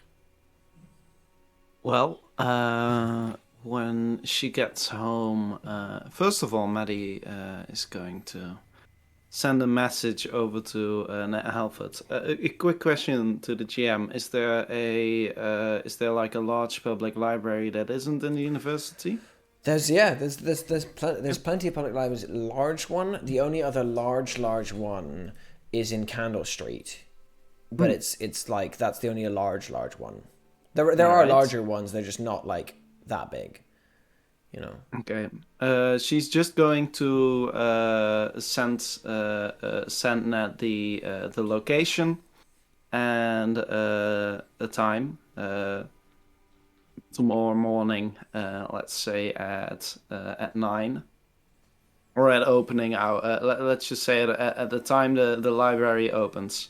It's called the Piper Lamb Library. All right. Piper Lamb. All right. So yeah, she's just going to send that location, the time, and then she's going to do a little thing with all of those phones she's stolen. She is going to, pull as many as she can do this evening before going to bed. She's going to pull some open, mess around with the wires and stuff, put them back together in the hopes of creating a small explosive. Not really something that's gonna deal some damage to buildings or anything, but it is definitely going to deal some damage to people. So, to be honest, I don't have much experience of how explosives work. From what I understand, I'm not sure you can make them out of phones. I think you can make them. She's got extra parts, I'm pretty sure it and needs something also like fertilizer and something like that. I don't know. I'm not sure. I don't know enough about bombs, I'm afraid. Doesn't Mythos help? Mythos will help, but there's sort of like components are components, if that makes sense. Does anyone know? Can you make a bomb out of a phone? I think the phone isn't the bomb. Yeah, the phone is the receiver component. Exactly. Yeah, that's what I would think. The phone is the detonator, basically. Well, it's the fertilizer or the detergent or whatever it was that you would use the chemicals from. That would become. Can we not discuss how to make bombs on a disc? I'd just like to say that. Well, actually, I think it's perfect. Please just not do that? Something like you need something. Make it else. so that the thing is going to heat up the battery to a level it can't handle it. I'm gonna say, knowing who Maddie is, you have the components around to make a bomb, and you can use the equipment from the phones to make a receiver that will act relatively quicker. What are you trying to do here? Change the game? I'd say so. Yeah. Brilliant. Give me a change the game then. So here we go. Sabotage Anything machinery. With bombs and sabotage machinery. Improvised upgrades. Yes. Let's see. Ooh, anything else? I don't think so. Yeah, you know what? Just for fun, I'm going to use my weakness tag, needless destruction. Oh, well, that's a great time to use it when you're handling an explosive. Yes! Destruction. So here we go. Change the game. That's a miss! That's amazing. Yes. Got 3 attention in the card. Maddie. Oh, I love that. Okay. Have fun playing the rest of this with one hand. It's fine. She's already got like a messed up leg. What else can we get? Also, I think I know now. Ooh. DM it to me if you don't want to say it out loud. I'm curious. I'm just Well, it's not- I'm just gonna give you yeah, okay, I'm gonna give you a choice. Either you're gonna take a status or I'm gonna burn one of your tags. Ooh. What would you like? Status. Okay. Status, that's fun. You are busy putting together this thing, attaching like ripping the phones to pieces, putting together bit by bit, and attaching them to the actual explosive of this thing. And as you do it, you're sort of relaxing to yourself and thinking, and an image comes into your head of that great dream you had a while back. And as you're thinking about it, you're just like, it was a great dream. And as you think about it, your arm slips, and with the bomb flutters and lands onto the ground with a thud. There's a moment of silence. Nothing happens. Moment of silence. Nothing happens. You're like, whoo! And as you've let out that breath, there's a bang, and you go flying off your feet as the entirety of your workshop goes cascading in all directions. Your tools and all of your equipment flying in all directions. As you're thrown from your feet, your mythos takes form enough for you to, as that when you slam into the wall, it just does not hurt you too much. You crash into the wall. There's a crunching of stone at your back as you tumble over and hit the ground. And as you sit there, blood pouring from your nose, the in your ears of the possible tinnitus coming through, you stagger upwards, sort of shake your head as you've taken a, let me see, I'm going to say a 2. This just not exploded. Exploded too. Impact. I'm just going to say, fuck, what's the word? Yeah. Yeah, just explode. I'm gonna say kablamo 2 for the moment, whilst I figure out the word. Kablamo 2. Yeah. All right. There's a moment of silence as your hearing slowly comes back, and you hear the guy from a couple of streets down going, "God damn it! I told you to keep the noise down every fucking night." And it goes on for a bit longer. First time. I'm loving that. Okay, yeah, she's gonna call it a night. She just leaves all of her equipment just scattered over the floor, and just doesn't even turn off the light. She just lays down, and it's like, yeah, that's enough for tonight. You stagger up to your room and collapse into bed, your ears ringing, your head ringing, the beginnings of a horrendous headache beginning to make form in your mind as you drift off into sleep with that terrible evening. Oh, just for clarity, she does not have separate rooms. She has gotcha. one one attic, gotcha. one large attic room with everything in it except for a bathroom. Gotcha. Okay, That one's downstairs. Yeah. Gotcha. Okay. Yeah. As you slip off into sleep, Ned Halford, Dante Coleman. Dante, you've gone to sleep, haven't you? No. No, not yet. Okay. No. Ned, what are you doing before bed? As you head home. Ned, you're on. I can't hear you. I thought Dante was gonna go first. No, you're first. I was not speaking. Okay, so I don't know, man. I kind of was like, You don't have to do anything. You what? can just head straight to bed. I want to take the greasy ass glasses, like they Yeah. were out of the burger. Go up to like a sink in the house or something after, like, saying what's up, Todd, courtesy. Then as I'm getting ready to go to bed, I take the glasses, scrub them off, all the grease off of them, right? I put them on again. I'm like, learned your lesson?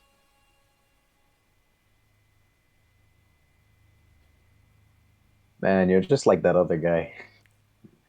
I'm sure you saw all that. Well, anyway, I'm not sure I'll get a refund on this. So here we go. I take them off. It's a big moment. You grab them. Yeah. They do not break. You, you. I'm just kidding. I got this. I turn them into gold. You focus on them, put all your You- attention, try to focus and turn into gold. The edges of it tingle with gold, and then they melt. The gold melts back again.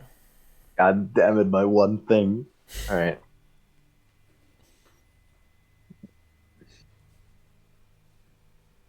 Hey. I would like to make a. I'd like to make a convince roll to get him to talk to me. Can I do that? Tell me what you say first. I know you've probably been in that cook's shop for at least 100 years, something like that. Very magical, and this is the best entertainment you're gonna get in a long time. I can assure you of this. It's better if you talk to me. Otherwise, there'll be more burgers waiting for you. Give me a convince. You can't tell me this wasn't fun. The guy in the glasses, glasses man, Sonny. I want to call you Sonny. Right. Convince. Tell me what tags you want to add. Ah, hmm.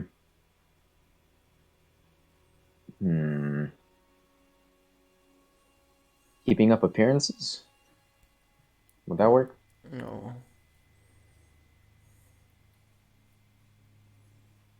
Shamelessness? I just tried to kill him. No. Can I just make this flat with one weakness? Yep. I want to put sore loser. Definitely would work for this. Alright. Convince. Give me a convince. Hold up. Okay. Let me see what I got. Fuck. Okay. What? I can't see. You hold the glasses for a moment. And after a long moment of just sitting there, you hear a long sort of, and why should I talk to you? Who else are you gonna talk to? For the moment, I think I would like just a little silence. I can do that. And I take him. I go downstairs. I put him in a little room. And I put him on the statue of the guy, of Alex Piper. Okay. Can I give him a tier 1 status? Is that how that works? You can give, yeah, you can put the, yeah. Okay. No, you didn't. He gave a little, but he protected his agenda, so you can't give him a tier 1 status now. Oh, wait, choose one to take or given a little but protect. He gave a little, but he protected his agenda. You put the Alright. glasses onto the statue of Alex Piper, and you leave them there. And that's where we're going to leave that there. Dante. You ready to hear where I hide the rifle? Yes. When you get Here's home. a clue. I get home. I remember something Celia said to me a long time ago. I grab a hammer and 4 nails. I I hammer 4 nails into a wall, and I just hang the rifle because, for all intents and purposes, it's fucking decorative, mate. If the silver thorns come to my place, it doesn't matter where I hid it. If the cops come, it's just decorative. Deal with it. After that, I need to look into Leslie O'Callaghan. I've been putting it off for a while. There's not been time, but I need to look into Leslie O'Callaghan. Is my student's tag still burned? I'm going to say by now, no. Thank you. I think there's been at least like every reconciliation with them. Yeah, and you've with Johnny. definitely made that up by now. Yeah, definitely. I'm gonna look in police database of the original incident. So I'm marking that. I'm going to also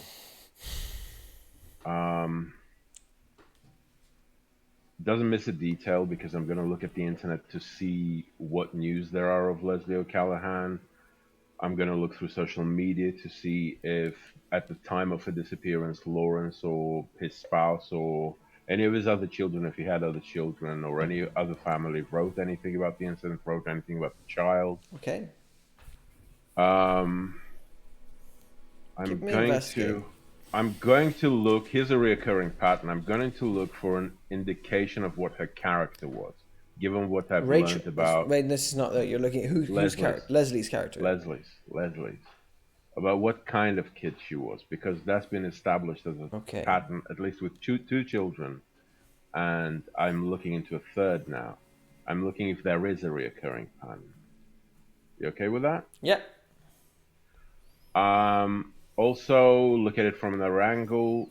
I'm gonna look at Lawrence's activities. That's the other angle, at her father, what he's been doing at the time. Oh, what else do I have? Well, my students can't actually help me with this one. Or, no. Too late at night. And they'll all be asleep or drunk at this point. Yeah. Woo! So Fucking dynamite. What is it with Dante? Oh my god. I'm the best. Fuck. Okay, with this one, I'm going to give you a choice because it's a dynamite.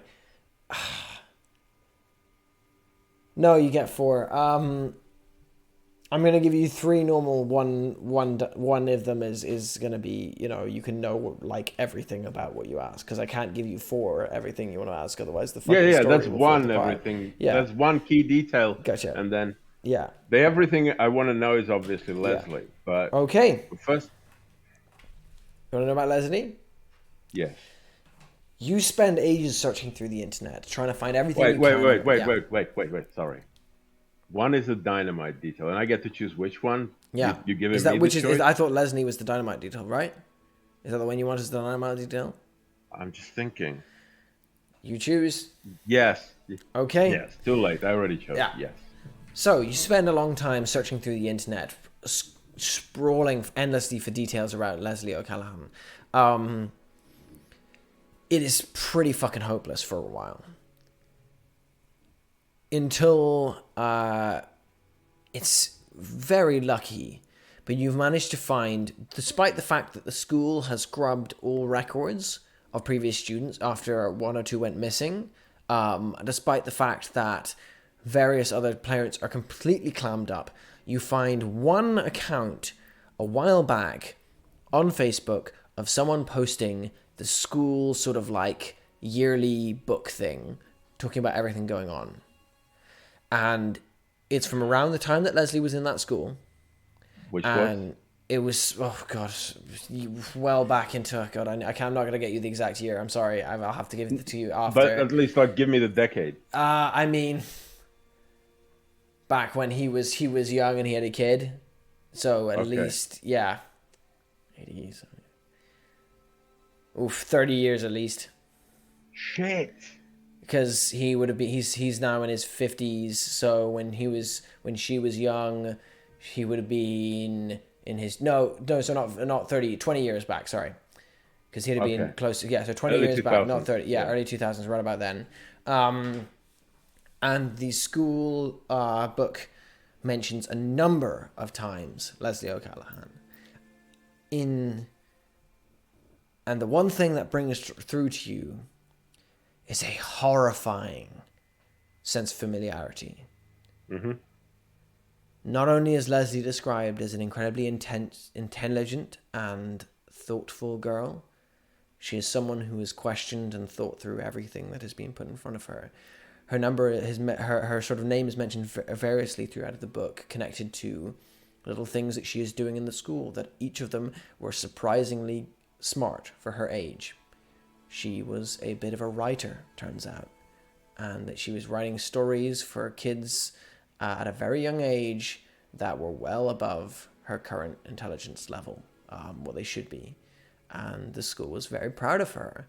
And there's lots of mentions of how everyone was going, oh, this bright little girl is going to do so much with her future.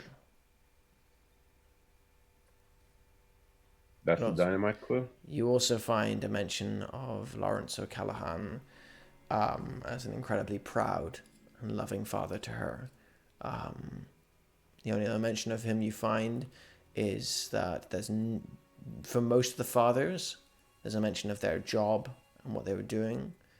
There's no mention of Lawrence having a job. Okay, so that's the dynamite clue. That's your dynamite clue. Looking through the police database and through social media and through articles, what do I find about the babysitter who was there when Leslie disappeared? You find a number of stuff. You find who out was that person, and witness statements, etc. A young Romanian woman by the name of Olga was looking after the daughter whilst they were away. No criminal history, nothing at all. You do find that she, close to the incident, was talking to her friends about someone she was really interested in, a handsome and interesting English guy who was paying attention to her a lot. Ooh, that's a dead end though, right? Unless I can find her. Oh. She, specifically, the babysitter, was talking to friends who disappeared after the incident. Mm-hmm. The babysitter never went missing. The kid went missing, but the babysitter was talking about like how she was having dates with a guy that she found amazing. Do I find any indication that Olga is still in Ullmanoch? With your third question, you find out that Olga is not in Ullmanoch. She left several years ago, flying back home, but she does have a sister who is here. Does my third clue provide me with the location or something about the sister? Not your third clue doesn't. Your final clue might, if you want to use it for that. Yeah. I mean, what else is left? Yeah.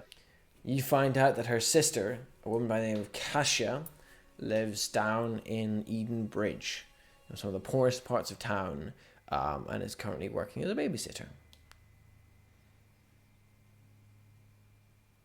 Babysitter on Eden Bridge, Kasia. Gotcha. She lives in Eden Bridge. She's working as a babysitter in Yarnsdale. Okay. Yarnsgate, sorry. So I know where to approach her at least.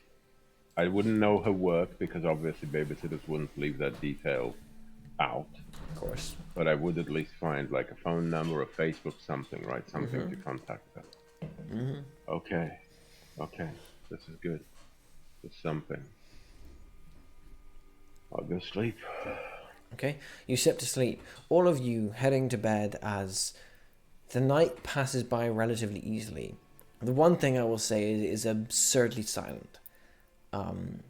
As morning comes, and the twittering of birds or whatever it is wakes you up, possibly an alarm glaring in your ear or the surge of traffic, whatever it is that wakes you up. And as you begin to ease from your beds on the 2nd of April, Thursday, what would you like to do with your day? You know my answer, but I was about to say, Nahia gets up, does breakfast routine with Kingston, and basically as soon as that's done, she makes some excuse and calls Dante. Kingston's back on form in the morning, by the way. His usual optimistic self taking back over again. He's back going through the morning routine again, as if he mentioned doesn't mention anything about what happened last night at all. Goes through the morning routine finally. The second you get the chance, you slip away and you phone Dante. What do you say? She goes, well, you wanted me to call. Where do you want me to meet you? Oh. You know that big fountain in the middle of Barrow Ridge? I do. Can you hang out of sight? I'm gonna be in plain sight. I don't know what I'm dealing with yet. I can do that. If nothing happens, presume I left. You know, if nothing happens, I'll actually ring you and tell you that everything's fine. If I don't ring you, presume that it's no. Can you do that? I can do that. I Thank can do you. that.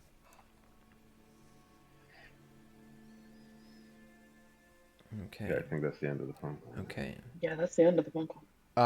Maddie, you wake up and to the sound of, you're surprised you didn't hear it because your ears are ringing so much still even now, and it sounds like he started off with a knock and has now extended to a dum dum dum dum, but someone is banging on your door. Yeah, alright, one moment. Come on, get up.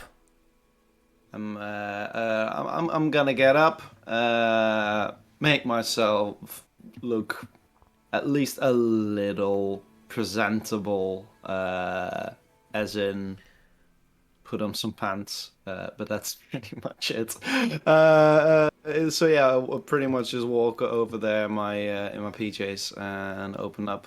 Yeah, what? You open the door and find Thomas Dale standing in your doorway. He's rather ragged looking, long sleeved shirt, sort of like a button thing, and his two-handed claymore that he carries with him everywhere, that even now you're surprised no one has stopped him about, slung over his back.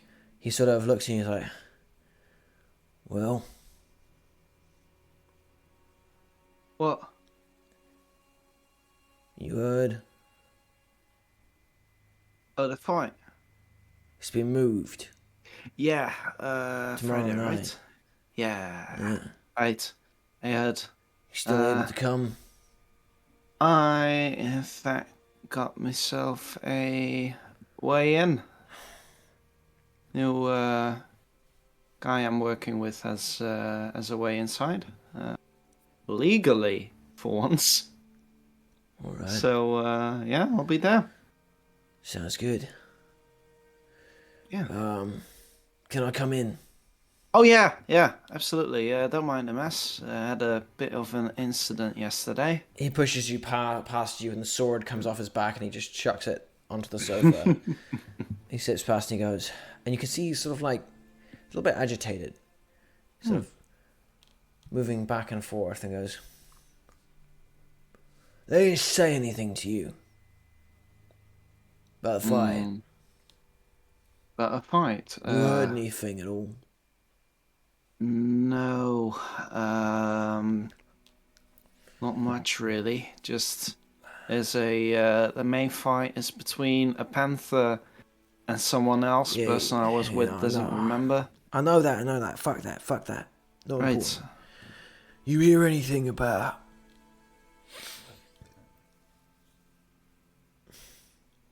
They said maybe... I don't know. I shouldn't be saying. No. I mean, go ahead. They word about sabotage against you? No, it's stupid. I shouldn't have come. Hey. No. Come on. You want something to drink? Could put on some coffee. You got any whiskey? That I do. One moment. Give me some of that. Do get a bottle of Very cheap whiskey, but whiskey nonetheless. And I fill up a glass for him. There you go. He takes it in his hand and just gone down in one, and it clacks back onto the thing again. There's not even a twinge of pain or discomfort as it goes down. I'm worried.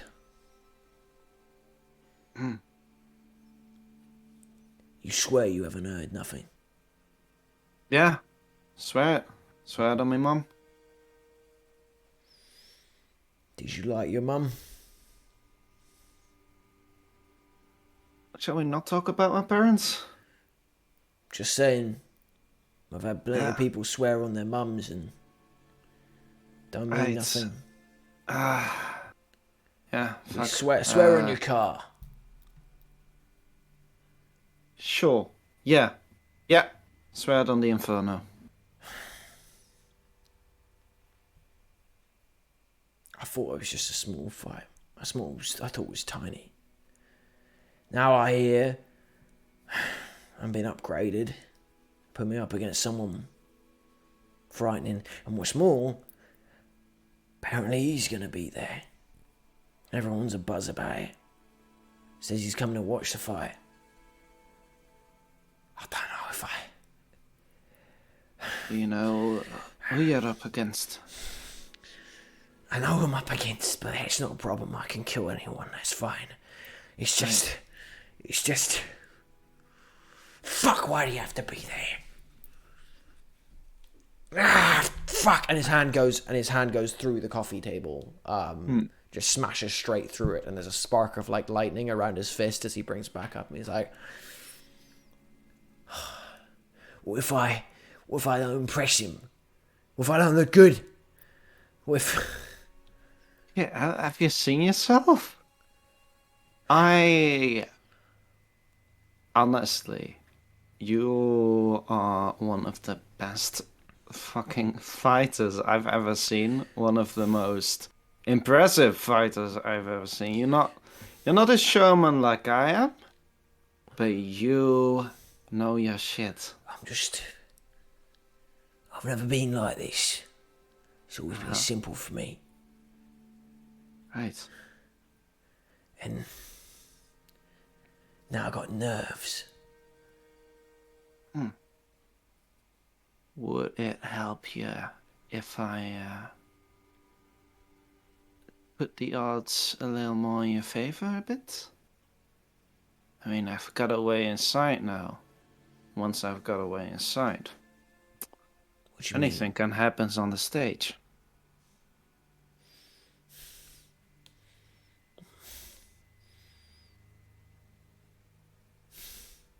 You know, it's...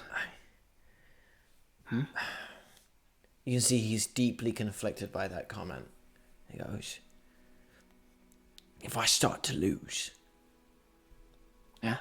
maybe, but just don't let him see me lose, yeah? Of course. Of course. Huh. Know anything about the setup? Any... Yeah, I mean, they've got spotlights with that amount of money, alright? yeah. Spotlights. Ooh, those things are heavy. Center area. Built up like... You ever been to... Up... Well... A little bit far from here, but, You ever been to, what do you call it? Those ancient burial sites with, like, the rocks around them. I'm not smart like you, I don't know. Stonehenge? Is that the one? It's the one with the Think rocks so, around yeah. it. That one's with the rocks, yeah. In the shapes with the things and the things on. Yeah, that's the one. Yeah, it's that's like the one. that, but in a circle. You can't leave Right. once you're in. Can't leave once you're out. But can't go in once you're out. But But, the spotlights in it, all underground. Heavy security, lots of tunnels though. Dead hard to get out if you don't know your way.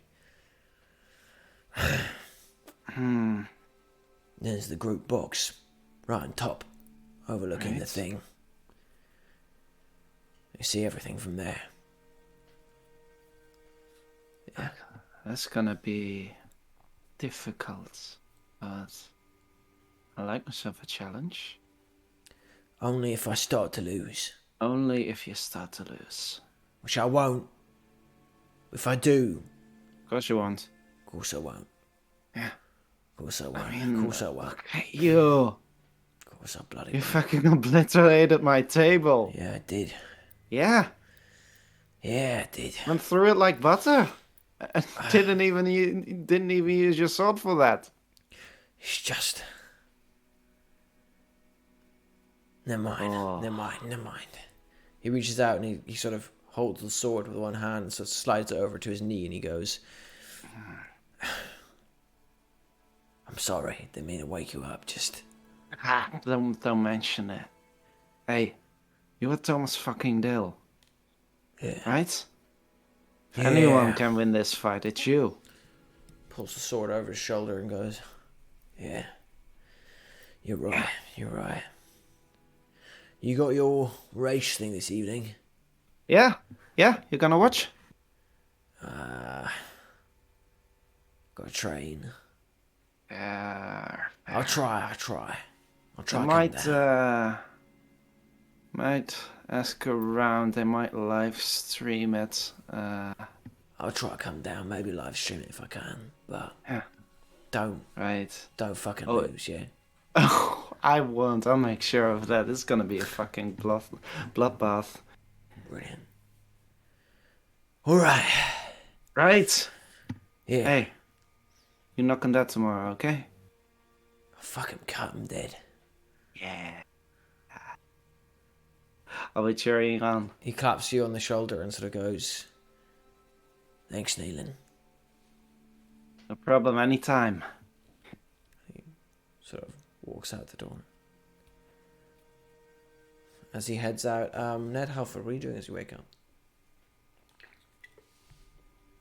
How many more days are there until the storm? Tomorrow. No, not tomorrow, the next day, sorry. Tomorrow's Friday, the next day is the storm. So tomorrow is not the storm? Tomorrow's Friday, the next day is the storm. I see. So today is the fight? Today is the race and the fight. No, today's the race, tomorrow's the fight, then there's the storm. There we go. These are a lot of things. Yeah. Is Pedro gonna try and move his stuff now, or is he gonna? You get up early in the morning and you see that a full family van has arrived and like a whole bunch of kids and a woman are already moving in the morning. How many kids does he have? Oh, he's got like at least 5 or 6. Like, oh my god. yeah. Well, I spent the day helping him move, socialize with his kids, bonding with the family. You know, The second he's in your house, they are sort of looking at the mansion on the outside, which is boarded up, by the way. So now it kind of looks more like a. But yeah, by the time you're inside, the family is looking at the state of the house, and Pedro immediately, his wife sort of thanks you in Spanish. It is clear she does not know any English whatsoever. Oh, damn. She immediately moves into the kitchen and starts cooking, whilst he begins to start cleaning without, and neither of them asked to. They just start doing it. My God, wait, the children start cleaning? No, the children are just playing. Okay, They've jumped into the pool and stuff by this point. But he is cleaning and she is cooking. All right, I would like to spend exactly half of my downtime helping Pedro move in, and the exact other half playing around with the kids so they don't get bored to stay in this house. Brilliant. Or All right. the classic detached rich guy trying to, You and Ned can I concoct use a games. montage? Yeah, definitely for that. 100%. What? What would you like to use? What would you like to gain from that? I'd like to do. Hold up, because I just wanted to press it because I forgot what it exactly gives you.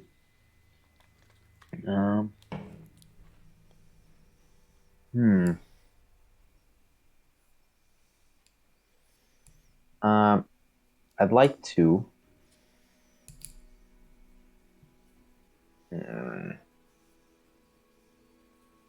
I guess prepare for the next activity.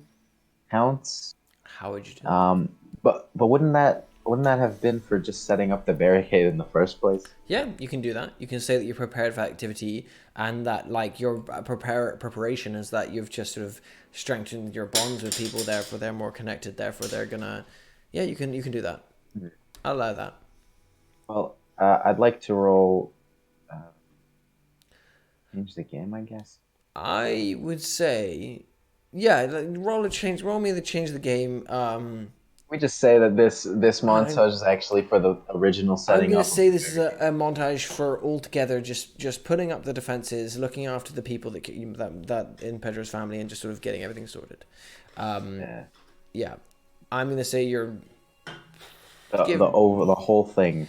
Yeah, give me a general. Fuck! I pressed it immediately on accident. So. That is still a 5.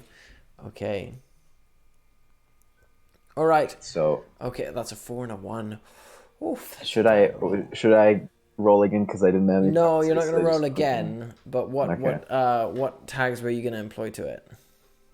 Well, a lavish lifestyle because I am, it's a fancy house. And the person I have in here is a limo driver. Lots of fucking money because it's top of the line barricading equipment. I'll allow lots of fucking money. All right. Brings you up to 6. Todd, he's just around. And I'll allow Todd because he's around. So 7. Yeah. Which is a success. And I always have my back, which is honestly underused. Yeah, I'll allow that as well. So 8. Okay. And with that, we're gonna have a very short break whilst Understand. we have that. Okay. I'm not really sure what I did this change the game, but I felt like it was necessary. 216. Have all these people in my house and not gain status from that. So nice. So kind. Yeah. There's only one good millionaire. Wait, is he even a millionaire? There's only one good rich person. He's a millionaire. Is he? There's only one good millionaire. Kind of. Well, does he pay taxes? It's also Ullmanoch, so, great reason to go here is the tax rates. Oh, Okay, come on! Pays Tax rates taxes. where? In Ullmanoch. Oh. Well, at least we're not playing in the Netherlands. I have this feeling that in an episode of 3, Dante and Maddie might have a conflict. Ooh. In this really episode? now? I didn't say in this episode. You planning anything? I'm not planning anything. I just know Matt. So like. Fair. I think it could work. I think the two. I think the two are less likely to clash than like Maddie and someone else. I don't know. Yeah. It's gonna be interesting. But we'll see. I imagine a montage of just like Todd hopping off the roof into the pool, and all the kids are like, "Oh my fucking god, look at this guy!" Yeah. The final time you can use the pool before you have to empty it out. Okay. Is everyone ready? Yep. Yeah. Okay. I'm ready. We're gonna leave you there, Ned, as you board up the house and sort of nestle down with Pedro's family. And we're gonna jump across to Dante and Nahia. I'm gonna head. When did he want to meet? He just said early in the morning. He gave a very unspecified time. I will then, early in the morning, like 7 a.m., drop a message saying heading out. And I will drop a message when I'm halfway there, just to arrive a bit sooner. Okay. At the same time, before heading out, I'll call Nahia again on my burner phone, not on my normal phone. Hey. She picks up and she's like, "What's up?" Sorry it's this early, but I imagine what with your training regimen, you're probably used to it. Yeah. I'm heading there now. I would appreciate backup. I'm not sure anything's going to kick off at all, but I just don't trust everything right now. Understandable. I'll be there. I'm heading out Thank you. now. Thank you very much. I think that's the call. Yep. Okay. I'll arrive at Barrow Ridge, and I'll sit in plain sight so Anton can find me. You sit in plain sight. The last time you were here was meeting Grace Yep. for the first time. It's the same fountain. It's a circular part in the middle of town, surrounded by cafes and restaurants with their seats set out in the open. And in the calm before the storm, which it is still today on on Thursday, sorry, very little clouds, just a thin sort of wind that blows through. There's lots of people sitting out in the open having early breakfast with their restaurants, and sort of people moving about going to various designer shops and spending the day in the city center. You sit there, Nahia, crouched in the shadows. You see him quite quickly, Dante. He's clutching a jacket around his spindly shoulders. His once proud, backed, sort of like posture now moved sort of a slumped sort of thing as he staggers towards you. His eyes look gaunt, his pale face even paler, his long, thin hands clasping at his shoulders as he sort of staggers towards you. He sees you. I would say I would get up from where I am. I would get up and stand. And when he approaches me, I would extend a hand. Mr. Coleman. He reaches out with a spindly hand and takes yours. I shake it. Been a while. A little, yeah. He goes and sits against the fountain with you with it. I light up a cigarette. You want one? Sure. I light up another. Hand it over to him. He takes it and takes in a deep sort of draw from it, and as he brings it all in, he releases it in a long, sort of like deeply satisfied breath. He goes, You seem to be doing well. I seem. I don't know what I seem like. If you say doing well, then sure. I'm the same I was 2 weeks ago. If I could say that for all of us.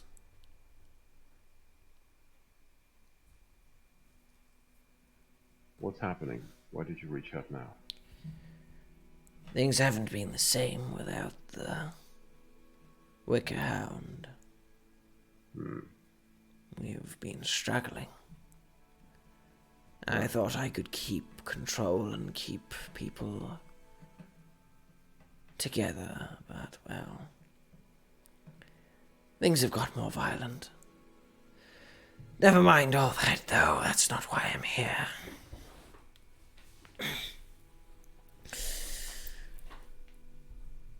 You, I must admit, though I don't like you, and I never much have done right by James.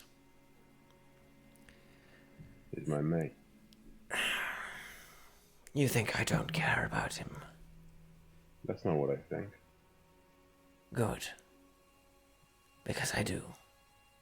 I know. I care about all of them, Mr. Coleman. I care about all of them a great deal. It's Dante. Just call me Dante. Sure. I'm not here to be pleasant. You won, you saved your friends, got out of it, and left us all to be consumed by what remained. Dante turns to him. You blame me for what happened? I don't blame you, But yes, you came in, you churned up the shit, you messed What would have everything happened up. and if I didn't come in? What do you think would have happened? We're not here to discuss that. Good.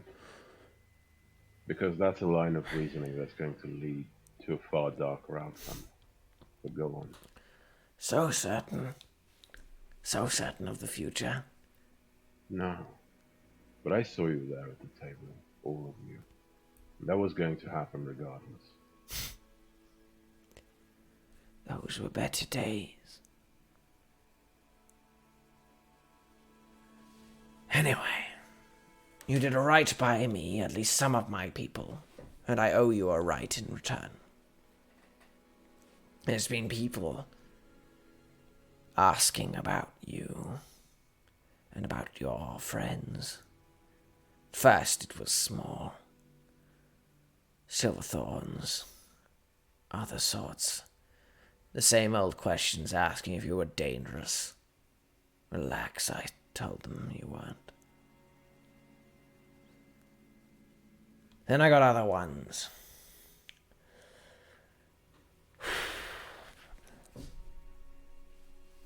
The Bard's men. When did you tangle with them? Who? Come now. Othello, the Scottish play, Puck. You tangled with them, didn't you? Never heard of them. Well, they know you, and they're Me coming for personally. you, which means that fear is coming for you. They're his men, and they want you and your people out of the way. Very interested in your friend, Elizabeth Weiss. Very, very interested in her. Willing to hurt me, to find out more they were. Little did I have to offer.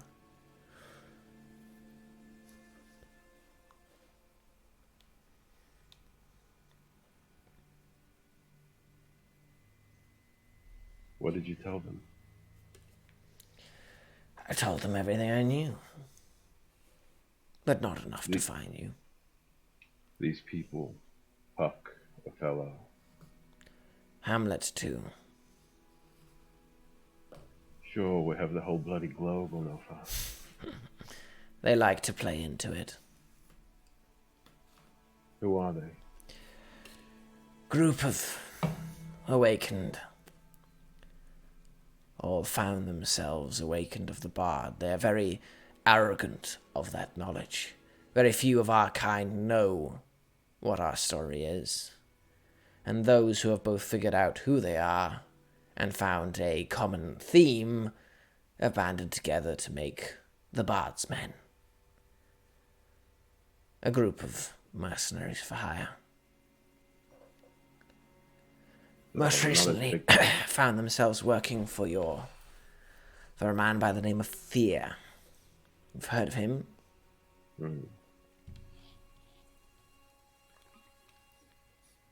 If the Bard's Men are looking for you, I'd keep an eye out for him. He wants you dead. Or out of the way. Who's this bard?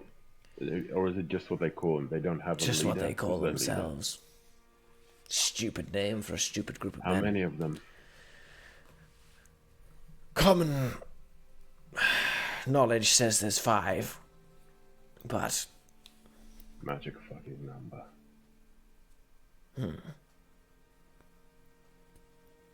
Tell me, one of them, is he about 6 foot tall, broad shoulders, wears a hat with a feather in it?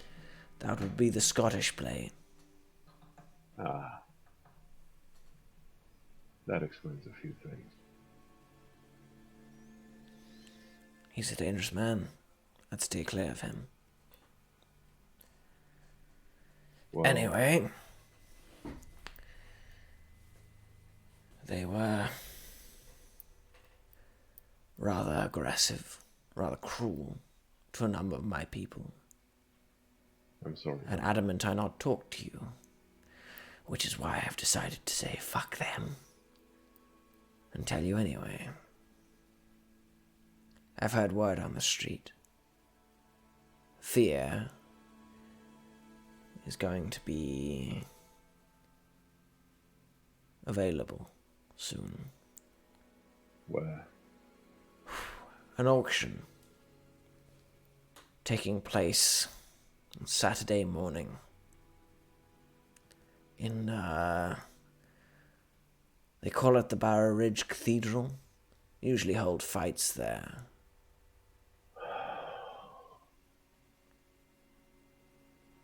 Apparently, See Dante's just smoking and thinking, looking upward. there's going to be a fight there tomorrow night. Apparently, Fear will be staying there for the night and giving the auction the next morning. The auction. You know what items are being sold? Not a clue. But if it's the higher-ups, the people of Barrow Ridge, it's bound to be something of value. Yeah. Who told you how to find me? You told me. Yeah, You somebody gave me must your have given- number. You tried to call me multiple times. But You left me messages. James found you. James found me. But I had your messages before. I just never felt the need. Out of character, I only called James to tell him to give Anselm my number. You called I Anselm never- as well. Did I? Yeah. You left him messages. Huh. All right. Thank you. I extend my hand again.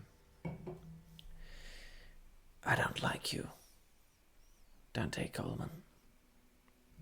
And he reaches out and takes your hand. He goes, but I like my people. I want a promise from you. When this is all done, you find us a new sanctuary. A new sanctuary. You don't understand what it's like for people like me, for the rest of us. James is lucky. His side is one that is used to combat. I hear you. People like me, people like Leandra, Sasha, Imelda. We're like And you sheep trust to the them. thorns to keep you safe.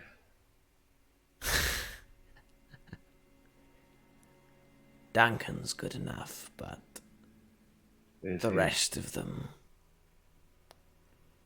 imbeciles. They sanction a new place, like the Wicker Hound. Who's to say the same shit happened there isn't going to happen again? You don't understand how a sanction happens. A sanction only happens when there's a mythos that can supply the sanctuaried place. Without that, it's just a building. Can be taken by any other mythos. You're still sheep. asking me to find you a sanctuary. You're asking me to sanctuary. You're good at finding things, you're good at killing things, you're good at mucking things up. I'm sure Never killed anyone. you're good at causing chaos then. I'm sure you can figure this out. You've caused enough of it for them. It's the least you can do. Once this is over, I'll do my best to look out for your people. If that means a sanctuary, then that's what we look into. If that means something else, then we'll look into something else. I've lost 5 in the last week. My condolences. I'm not a combatant, Mr. Coleman. I'm not a fighter. You find me a sanctuary. Is that a deal? Dante thinks for a couple of seconds and says, "Same promise I just made you. I will do my best to keep your people safe." You cannot listen to my pleas and make your own fucking promises. I'm making the point here. I want a sanctuary for my people. If I find an existing one, I want a new one. One where my people will be safe. Guaranteed. Do you understand? Don't make a scene. We shouldn't be seen talking in the first place. You're putting yourself in enough danger. Don't attract attention. A new sanctuary. That's what you really want. He stands slowly, and you can see that the coat that he's clutching around himself, there's like a bit of dried blood beneath his coat, and he sort of clutches it close, and he goes, "You have my terms. You will contact me when you have any information. In the meantime, I don't want to hear anything from you. All right. Find me a place for me and my people. You owe it to us. You and all your friends owe it to us." Dante stands up, looks him dead in the eye. I mean, I know he's a bit taller than me. He's a good head tone. Lights up another cigarette and says,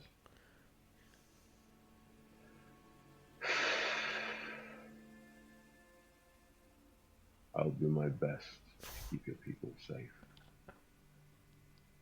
I'll go beyond that if that's what's called for. If what's called for is a sanctuary, then we'll establish a sanctuary. Don't make me make stupid promises that may not benefit either of us in the end."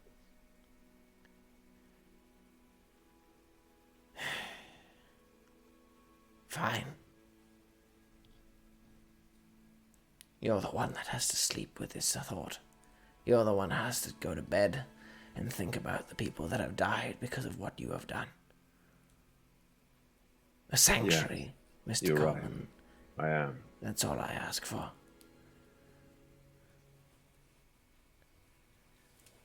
He turns and begins to sort of stagger away, still in pain.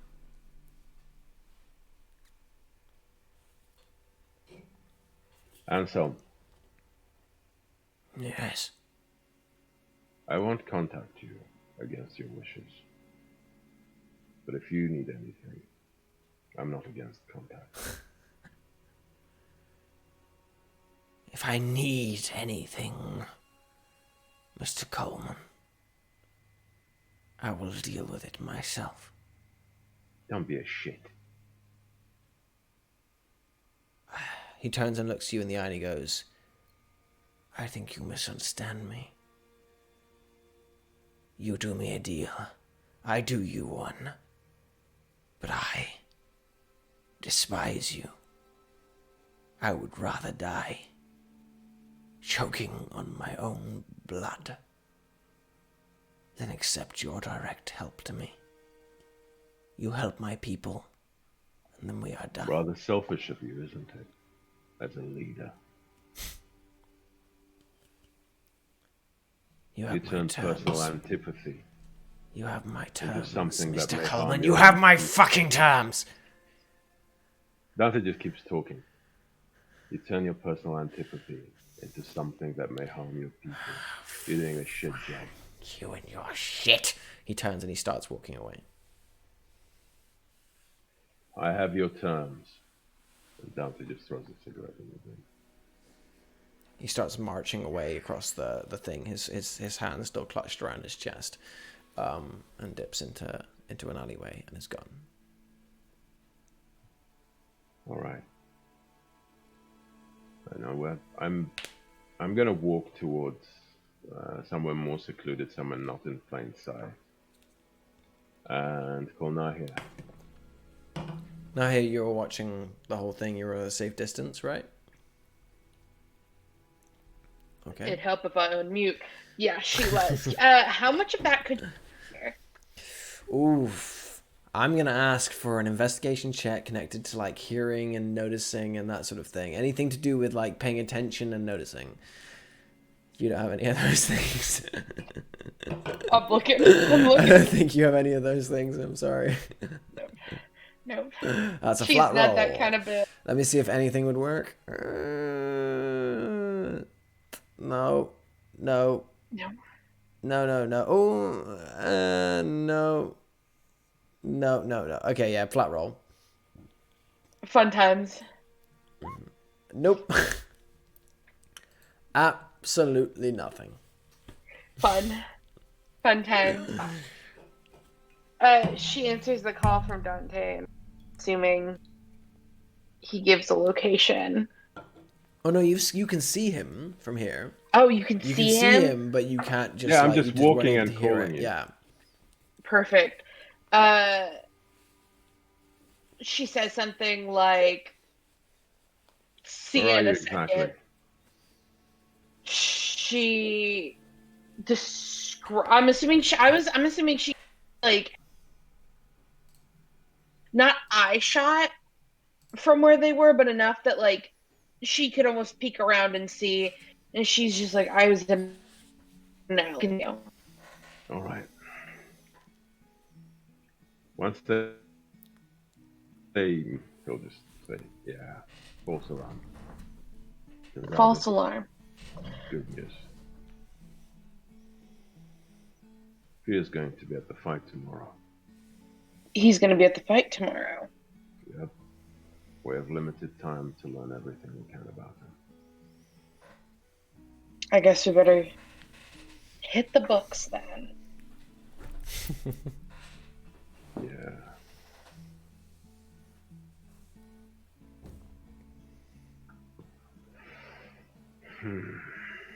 I'll follow your lead. Well, Bookwork isn't my strong suit, but I can do my best. Okay. So, this is a bit of an odd one because you're all investigating. I'm going to say, because you're both going separate things, give both groups give me an idea of how you're investigating this, and give me a rough idea of how you're investigating this, and then we'll do 2 investigation checks, depending on how you're investigating it, and go from there. Planned. No, you go on. Yep. The plan that Maddie had was to go to that library with Ned. Just look through archives of newspapers and stuff.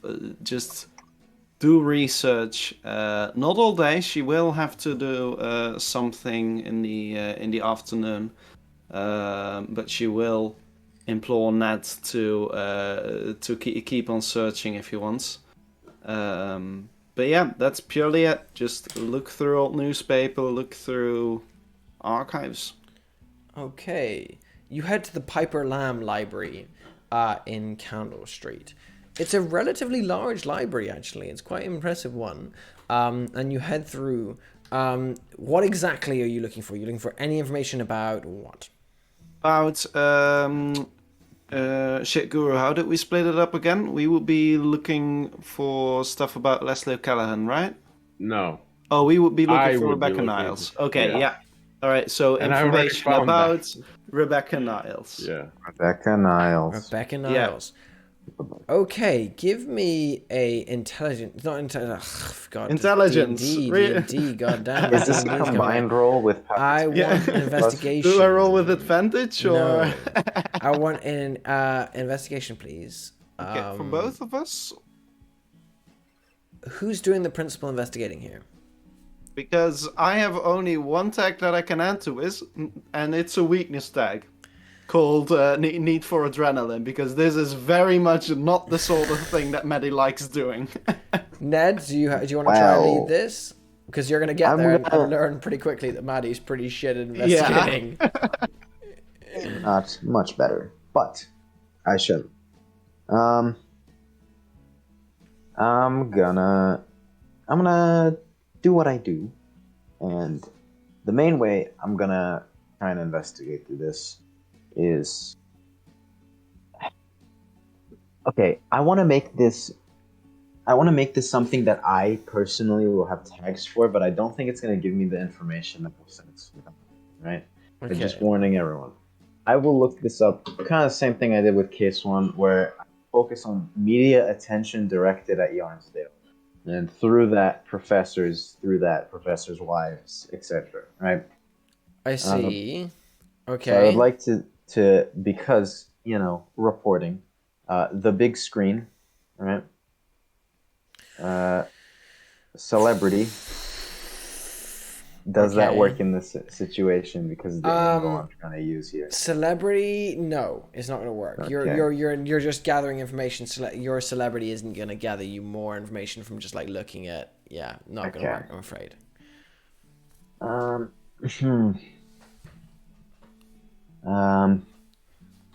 Oof. Ah. Hee hee.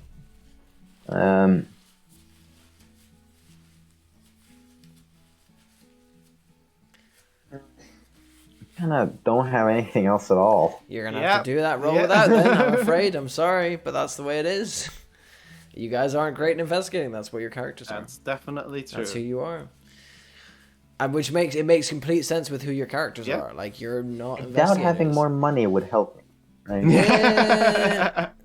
Yeah, can we buy the answers you from can hire you, Matt? an investigator, but It investigators is a take free time. bookstore. So, Yeah, but you can hire an Yeah. investigator, but investigators take Which time. we aren't gonna do. Yeah. that is like No third parties. This is the optimal worst decision. Dante's like, you pay the guy who can afford about it. Yeah, Right. that is one way to get Dante to fucking murder you. I would Alright, agree. so but I'm would you saying these are your please options. give me a help point? Maddie, if you I have do have a help point. Yeah, you're right. Yeah, I'm going to use that help point. How does since Maddie I am- help? How does Maddie help with this investigation? I'm actively I'm following leads with him. We're both looking for answers here. I just so imagining I feel like it's fair. Maddie's version of helping is just like, book. Here's another book. There's a book. Yeah, that's a book. Alright, tell you this, man. I can't fucking read it. No. Go for it. Alright, so I get Yeah. +1 because of help points. So that gives me Exactly. 2. Oh, Investigate. I really Right. hope you succeed. That's in an this. 8. That's a mild success. Okay. Yeah. Ask me questions. Oof.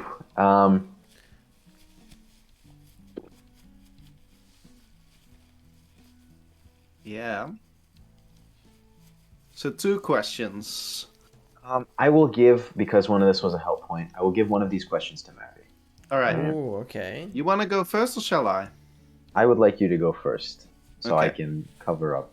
Yeah. Well, in that case, what is the public info on the disappearance of Rebecca Niles? Like when and where, any evidence, stuff like that. Okay. You search this up. And what you find is an absence of information. You spend a good while looking, and Rebecca Niles, it seems to have existed for a very short amount of time and disappeared very quickly. And there's very little to go off beyond that. Quite simply, you get the feeling that I'll say this. You get the feeling as you're searching through it, everything about this woman kind of feels made up. Yeah. She definitely was a real person. She definitely existed, but whether or not she was Rebecca Niles is another thing. All right. Yeah. This again.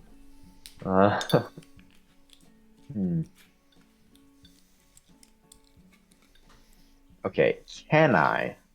Tell me if this question is unacceptable. Can I just straight up ask, knowing what we know, what is the next step? What is the best place to go from here? What is the best place to go from here? Yeah. In our Oof. With a mild research. success, this is quite a question to ask. Ah. I'm going to say you can take it. You can ask this question, but this question will come back with me being as... Yeah. I'm not going to say what I'm going to do, but if you look at the options there, one of them is what I'm going to do if you choose to do that route. It's gonna be ask a question back or expose me to. No, it's gonna be expose me to danger. You're gonna be like best place to go from here, bottom of the ocean. Yeah. I'm going to give you a straight answer because I have to give you a straight answer. Yeah. Yeah. Like it will be a straight answer. It's just I'm not going to be, I'm not going to do it without a consequence because you rolled a mild success. I like it. Please Based off of do. okay, I'll change my question a tiny bit. Oh, Based off of what we know with Emil's question with Maddie's thing, what is the name that we should be searching for? That's even worse. That's even more of a powerful question. yeah, no, I That's like the first one better. That's even Okay. more of a powerful question. Okay, well, I like being alive, so first Okay. question it is. Yeah. Okay. What's the best So, place what's to the go? best next step? Yep. Okay. So you spend a good while searching through here, looking up everything you can about this woman, and it is a fucking labyrinth. There's nothing that makes sense about her. There's nothing that tags up. You find, it takes you ages, but you find one picture of a professor, you've seen, Professor Niles, with his wife, a sort of caramel-skinned, rather beautiful woman, long black hair, looks sort of like kind of academic a little bit, sort of booky, nervously standing beside her husband, though still with a level of confidence and surety about her, holding his shoulder for a staff photo that was taken around 5 years ago.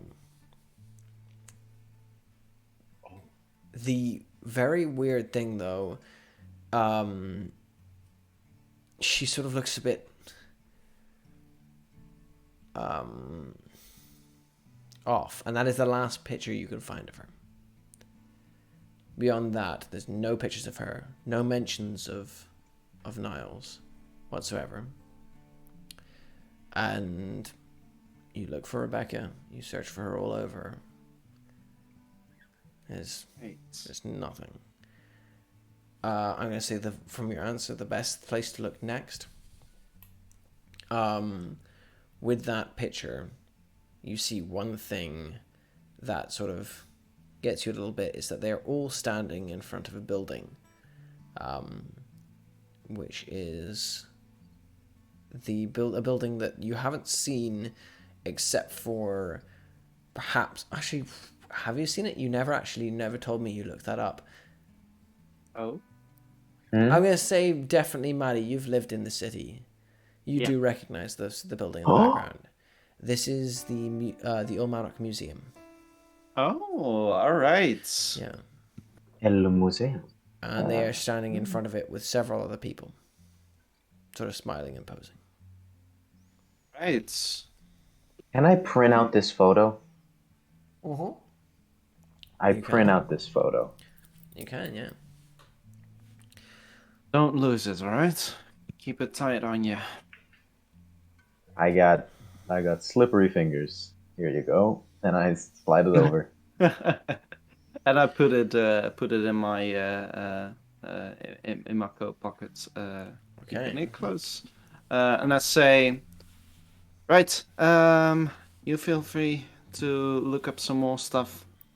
I have something to do. See you at the race. Hold up. What? This building. Yeah. This building in the background. Your whole thing is that you've lived here. This is. Oh, that's the Ullmanoch Museum. It's not really very far away, so it's definitely something we should check out. But not today. I have a very stacked agenda. Do your thing, I guess. Right. Bye-bye. See you tomorrow. See you tonight. That's happening. It sure is. I made this. Okay, I just. No offense, but I made a specific agreement that there would be no violence or tampering of any kind with the people. So can you please try to hold that up? Sorry, what was that? You were kind of difficult to hear. No violence or tampering. They made this very clear that any guests I invite should just quietly watch. Tomorrow. That's tomorrow. That's tomorrow. Yeah. That's my bad. Sorry. Tonight is the race. Tomorrow is the fight. Tonight is just a race. You Speaking still of- have a whole day and a half. To do. Did anyone mention to us when the fight is? It's presumably in the evening, It's right? in the evening, late in the evening of the Friday. Okay, so we'll still have like the morning. You'll to have the morning whole day. of Friday, Exactly. Have Yeah. the whole of Friday, Okay. Did I'll you catch the thing? About I'll killing be. people. I mean, oil behave, huh? Huh? Yeah. Irish. Alright. It's a difficult So accent, okay? are you heading to the museum or where are you going? I'm not. I am am not. going. You are. Going to do something else, and we'll get to that later. Okay. I'm gonna get to where you're going Oh. later. Are you? Yeah. You're heading to the museum, Ned? Me? Is that where you're heading to, or you're not? Or not? You know what? I think it's about time Ned had a little bit of a solo adventure. Right? I think it's not like a private episode, but just a little time where he actually has a goal in mind, right? And I'm gonna say, fuck it. He goes to the museum, and Okay. before he leaves, he gives a little tap on the PC, turns it into gold just to cover his tracks. You tap on the PC, turn to go PC, and you get into the limo, and the limo drives you all the way to the museum. It's a pleasant enough drive. I'm going to leave you there in the car as you're driving to the museum, as we jump across to see Nahia and Dante. What are you doing for your investigation thing? Dante just says, I need to see someone today. I already looked into Leslie O'Callahan. Who are you going to see? Friend. Just a friend. She nods because she knows she's not gonna get more of it.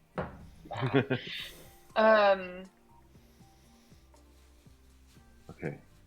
She pauses and she goes, well, Are you you in your say car? jump, I'll say how high. Do you have your car? I do. Are you opposed to a drive to Edenbridge?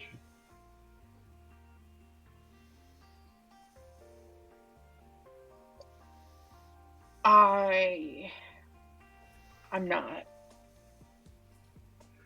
We need to go see Leslie's babysitter's sister.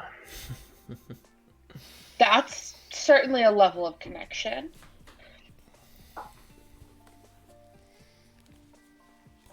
But we can do that. Alright. Once we get into the car and start driving, Dante will take his normal phone and I'll call James. James. Okay. Yeah. I saw him in a dream falling in the water with the rest of them. I'm worried. You call him, and he doesn't reply after the first call. And then you call him again later, and he does answer, and he goes, "Dante, sorry, I was in a lecture. I had to run out. Everything all right?" Yeah, everything good. How are you? I'm fine. I'm absolutely fine. We're doing pretty good, actually. Yeah, I'm doing pretty good. That's good to hear. Can we meet today or tomorrow? I can't really. I can't really do tomorrow. Why? I kind of gotta. I got a date with someone. Oh, that's lovely. That's good to hear, mate. Who are they? Well, she's called Mira. She's in my class. Yeah, I'm just. Okay. And you can see there's sort of like a tinge to his voice of like just enthusiasm, like nervousness, but excitement as well. So later today then? I don't know. I've got quite a lot of work. If I can meet you somewhere, maybe that can work. But I've got to be quick. Okay, I'm just worried about this whole storm business and all. You know. I'm safe. I've got the student halls are blockading up the whole place. We're going to be, and lots of the other guys are going home, so I'll have plenty of room to be okay. All right. I'll talk to you later, mate. Are you okay? Me? Yeah. I'm fine. Same as ever. Are you gonna be safe through the storm? Don't know yet. I'd like to first see my students, see what their arrangements are. If you need somewhere to stay, we've got like supplies and stuff here. I make a mean pot noodle. I appreciate that, mate. I might take you up on it. Okay. Be good, James. Stay safe. You too. Yeah, Dante will hang the phone and just turn to Nahia and say, sorry. It's fine.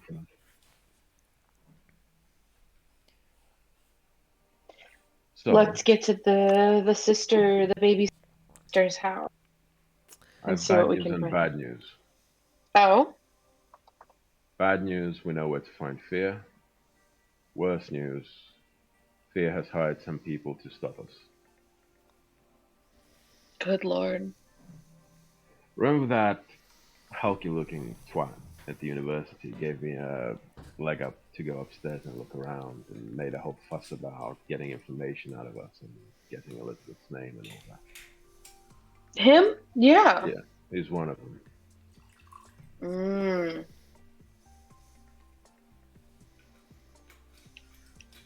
Yeah. So what you're saying is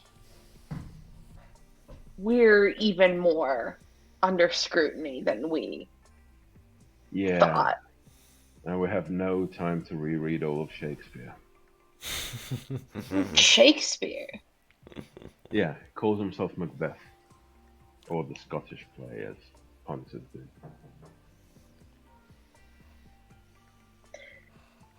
Fun. I didn't do well in English in high school, so I think you're gonna have to keep me updated on that. Yeah. You know what Dante's gonna do? Actually, he has a whole bunch of students. He has an access to a whole bunch of students. One of the assignments on the Discord server is gonna be all of you who remember Shakespeare. Give me the weak points of the main characters. And what weak points? Okay, which characters weak do you points say? of Othello. I mean, I know Othello. You Othello's say jealous, Othello, but yeah. Othello, Puck, Macbeth, and Hamlet. Okay. I don't know. He didn't mention who the fifth is, did he? No, he didn't mention who the fifth was. He didn't mention who the fifth was. Nope. So I'll just go with and whoever else you might think of, Merchant of Venice, whatever. Merchant of. Yeah. Well, who would it be? Yeah. Let's think. Romeo and Juliet probably. So it's gonna be one of them, and etc. I'll just I need that. This is your assignment for today. You're free from maths. Give me this shit. Okay. All right. You spend a while looking at that sort of stuff. The messages you get back from there's sort of a confusion of what do you mean weaknesses? Do you want to fight this person? No, you gonna fight Shakespeare? No. I clarify that. If you were, I phrase it in a way that makes more of a sense as a teacher. If you were to talk about the weaker points of the story and what the downfall of the character was, yes. What is the downfall of the main character in these things? And once they're confused, okay. why are we doing a literature course? You're a maths teacher. Yeah. I will just say this is relevant. Roll with it. I'm gonna say in the next couple of hours, because students are quite bad at replying, you're only gonna get 2 replies, which is the first one. You get someone mentioning Macbeth and laughing about it and sort of being like, oh, Macbeth's biggest problem is that he can't get his wife to sort out her life. And then finally someone says, Macbeth can't be killed by a man born from a woman's womb. That's the message that is told about Macbeth. Always And plenty of ladies around. and his biggest thing is his own sort of self-confidence in himself and his own guilt. The thing you find out about Hamlet is Hamlet's sort of own self-posturizing about death, and his sort of like obsession with death is one of his weaknesses. As for Othello, one of the girls just says that she likes Othello, and she always thought that he was a very tragic and mistreated character. The guy who And killed then his own wife. then it starts a conversation about like how Othello was like mistreated in the dialogue, and then there's people like, oh yeah, like the modern interpretation of him is so much better than the like, yeah. Domestic abuser, a misunderstood character. Okay. Dante doesn't reply. He just reads the replies, goes, yeah, go on. They're students, etc. Dante. They're not smart. Yeah. They are. How dare you? Mine are. As you said, yeah, that's the end of you guys end up arriving at Cash's house. The state of the buildings deteriorates significantly from the way from Barrow Ridge into Edenbridge. You're driving sort of down. You have to drive down the hill to get down from Barrow Ridge.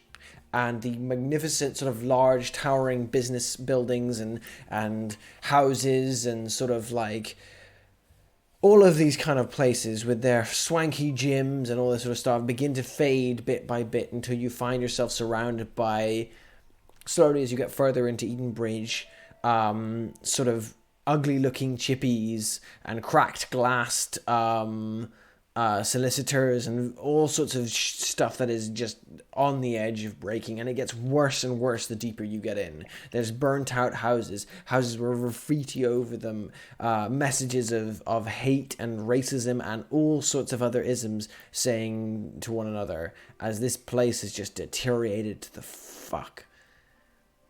You get further into it, and as you do, you get closer to the house that is Cash's. She's on a relatively untouched street, and I might say you're living in Scotland. Like, the Ullmanoch is in Scotland, which is a very well-off part of the world in terms of like comparison. There aren't any slums in Scotland. This is the closest you could come to a slum in a first world country, and it's somehow been allowed. You arrive at Cash's house, and it is a ramshackle mess, bordered with other houses, squashed into the thing. The house almost looking like it's seconds away from just being and squished into nothingness. Before getting out of the car, Dante will just turn to Nahia and say, come up with a name yet? Another name? I barely know my own. You can roll with Melissa if you want. I guess I will. All right then. Walter and Melissa at work again. At work again? We get out of the car. It's a house. It's not like a council estate. It's just a house. It's sort of a council. It's more of like a floor of a house. It's not even. Did I get her full surname? House. You did not get her surname, no. There's just cashier. That's it. Did I get her sister's surname? Yeah, you did. Sorry, you got the surname. I'm just gonna say Colette. Okay. I'll come up and just knock the door. Okay. You knock the door, and you hear a series of shouts in a language you don't understand, coming off Eastern European sounding. A man sort of cursing, and then a woman sort of shouts back at him, and the door opens. You see a round-faced, sort of tired-looking woman. She's very pale, blonde hair tied back into a ponytail, and looks like she has borne the weight of a lot of troubles on her shoulders. She opens the door, but she's very sort of like hardy to her. Something very sort of enduring. As the door opens, she goes, "What?" Mrs. Colette? "Yes." I'm very sorry. My name is "We Walter. can't pay for any more. I'm sorry." And she starts to close the door. This is not about that. This is not about that, please. This is about something that happened in your sister's life 2 decades ago.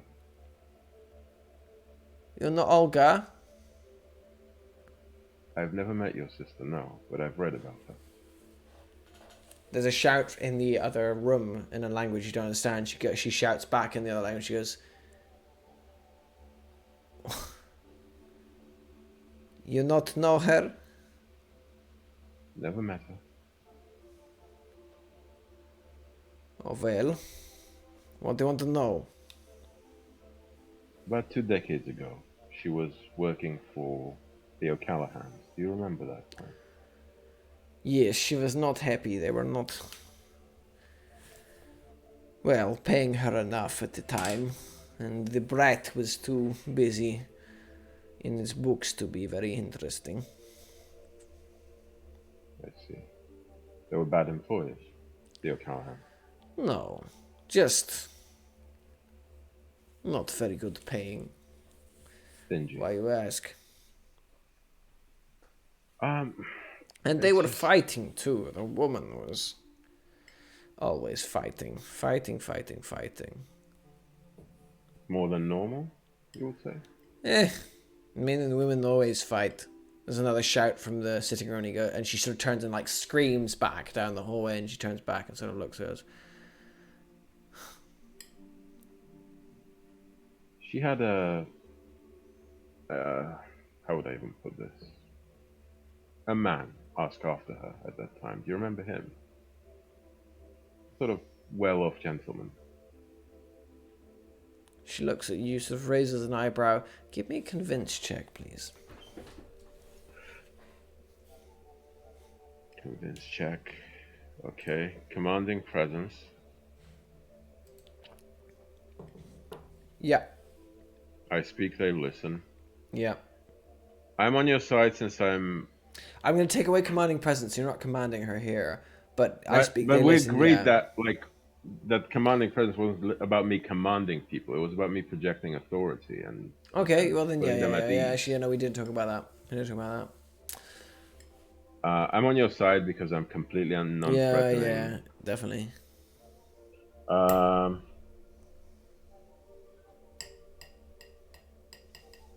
Can I use doesn't miss a detail, my broad text, since I mentioned stuff about her sister that I know and prompted it to speak that way?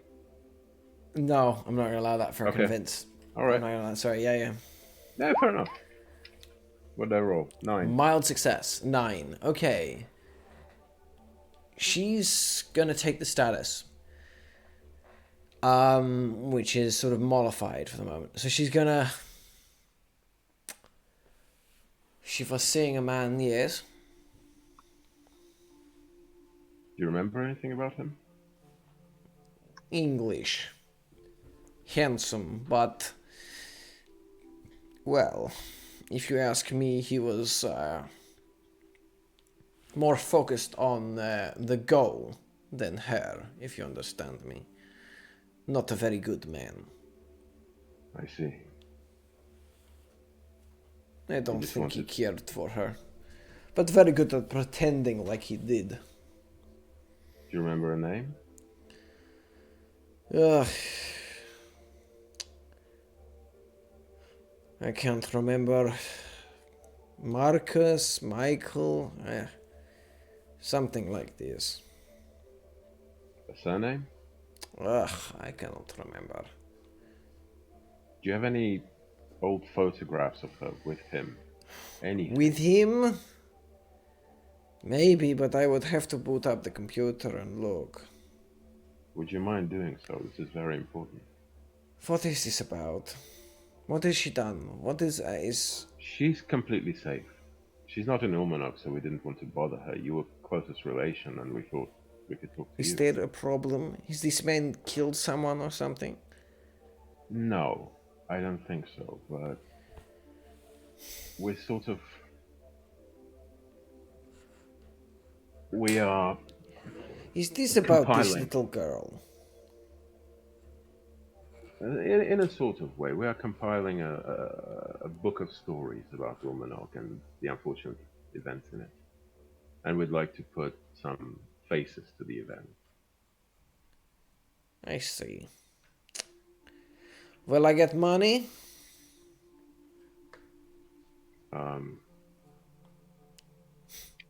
Dante just like literally goes into his wallet to look how much he has,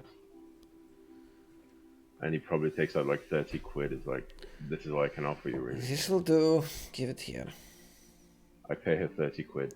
She takes it, she crumples up, and she, like, before she goes, don't tell him. She stuffs the thing into her bra and just doesn't, and then, like, gestures towards the hallway where the man's voice came from. Oh, she invites me in? No, she just sort of gestures as, like, don't tell him if he asks. Oh, yeah. Dante Yeah. will just, shake his head. Like, why would they? Shrug and shake his head. She disappears up the stairs, and after a couple of minutes later comes back with a grungy, sort of battered looking laptop that she opens up, and after a while finds a photo from well back that shows it shows Olga standing next to, I think you know who. Okay, you'll tell me later in the, because I have two who's in my mind. Okay. Okay. Thank you. Much appreciated, Kasia. You're welcome. Is this it? Yes. We shouldn't bother you any further. You've Okay. been very helpful. Goodbye. Have a good day. She doesn't say anything more. She closes the laptop. Yeah. And closes the door in your face. As the door clacks shut, we jump across to Maddie Nealon. Where are you going? Maddie is going to visit a couple of cars, specifically the ones of most, let's say, competent competitors. Okay, I will say, so the way the racing scene works here is it's racers from all over the city. They're very sort of like, I'm going to say you're going to, from what you know, I'm not going to make you roll an investigation, you're going to be able to find one of these people. Like, okay. And it's with the time limit, you're going to be able to get to one rather, because they're spread out all over. They're spread out all over, and they're... Okay. Right. So, the options you have to search for, to go for, sorry. Mm-hmm. Come on, you bastard. Okay.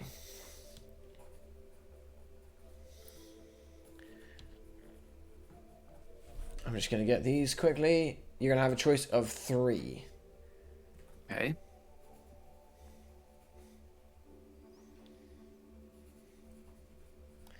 Yeah. Okay.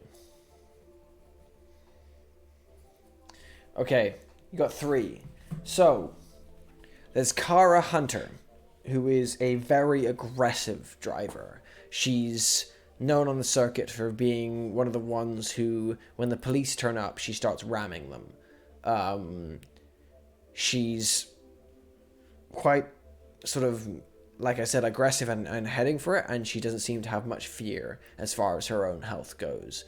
In terms of the actual racing, though, she's not amazing at winning.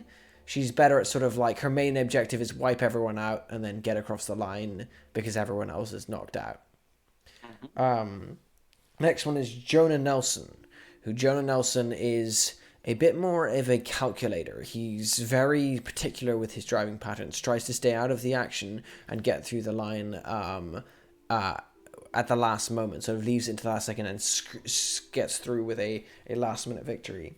And finally, there is Annie Grant, who Annie Grant is kind of known as a bit of a demon. She is a little bit of the same as Kara Hunter, where she goes for people, but she's kind of merciless. She keeps herself in control, keeps on the path of driving, but whenever anything goes wrong, she will mercilessly go for you and trying to get you out of the race.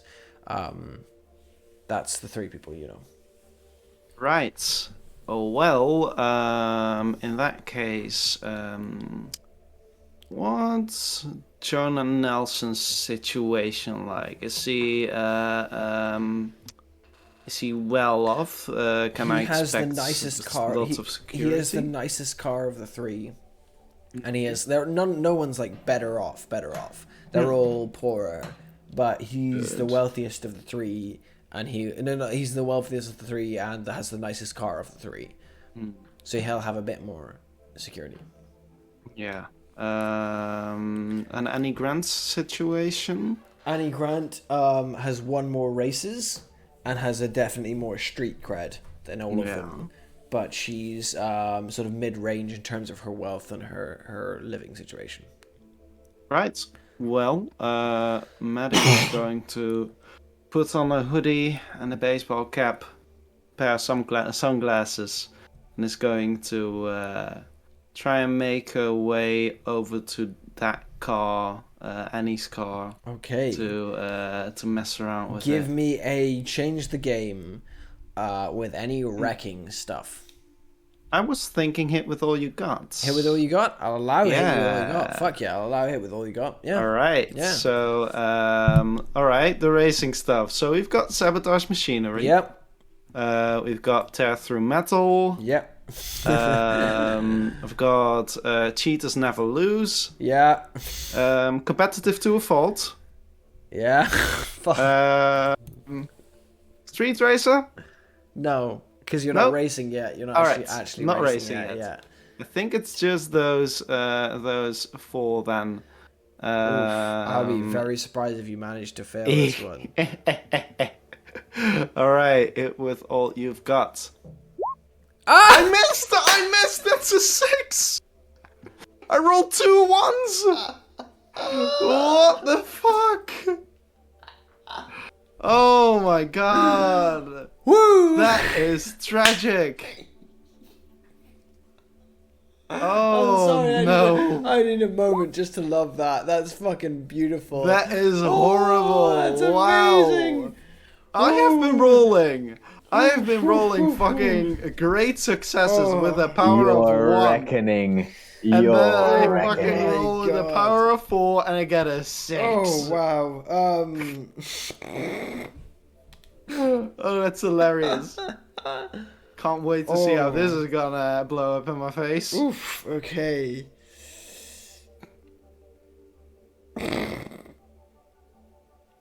You get disinvited from the race for cheating. Ooh. You break your hand, so now Okay. you have a broken hand, a broken leg, and tinnitus. And now you're gonna win. Oh god, there's so much shit I could do, but I don't want to. Yeah. The car explodes and the tinnitus is permanent. I wish I had something to like up this, but that's not a thing in this game. I am going to say. Okay, this is going to be one that's going to cascade because you're doing something with an action that the action is going to cascade into a later event. Yeah. Okay. So, I'm going to give you a choice. Either Anne is going to know that you tried to fuck up her car. Mm-hmm. Okay? Or you're going to hurt yourself in the process of trying to get through. Bad. Hurt yourself bad. Hurt myself bad.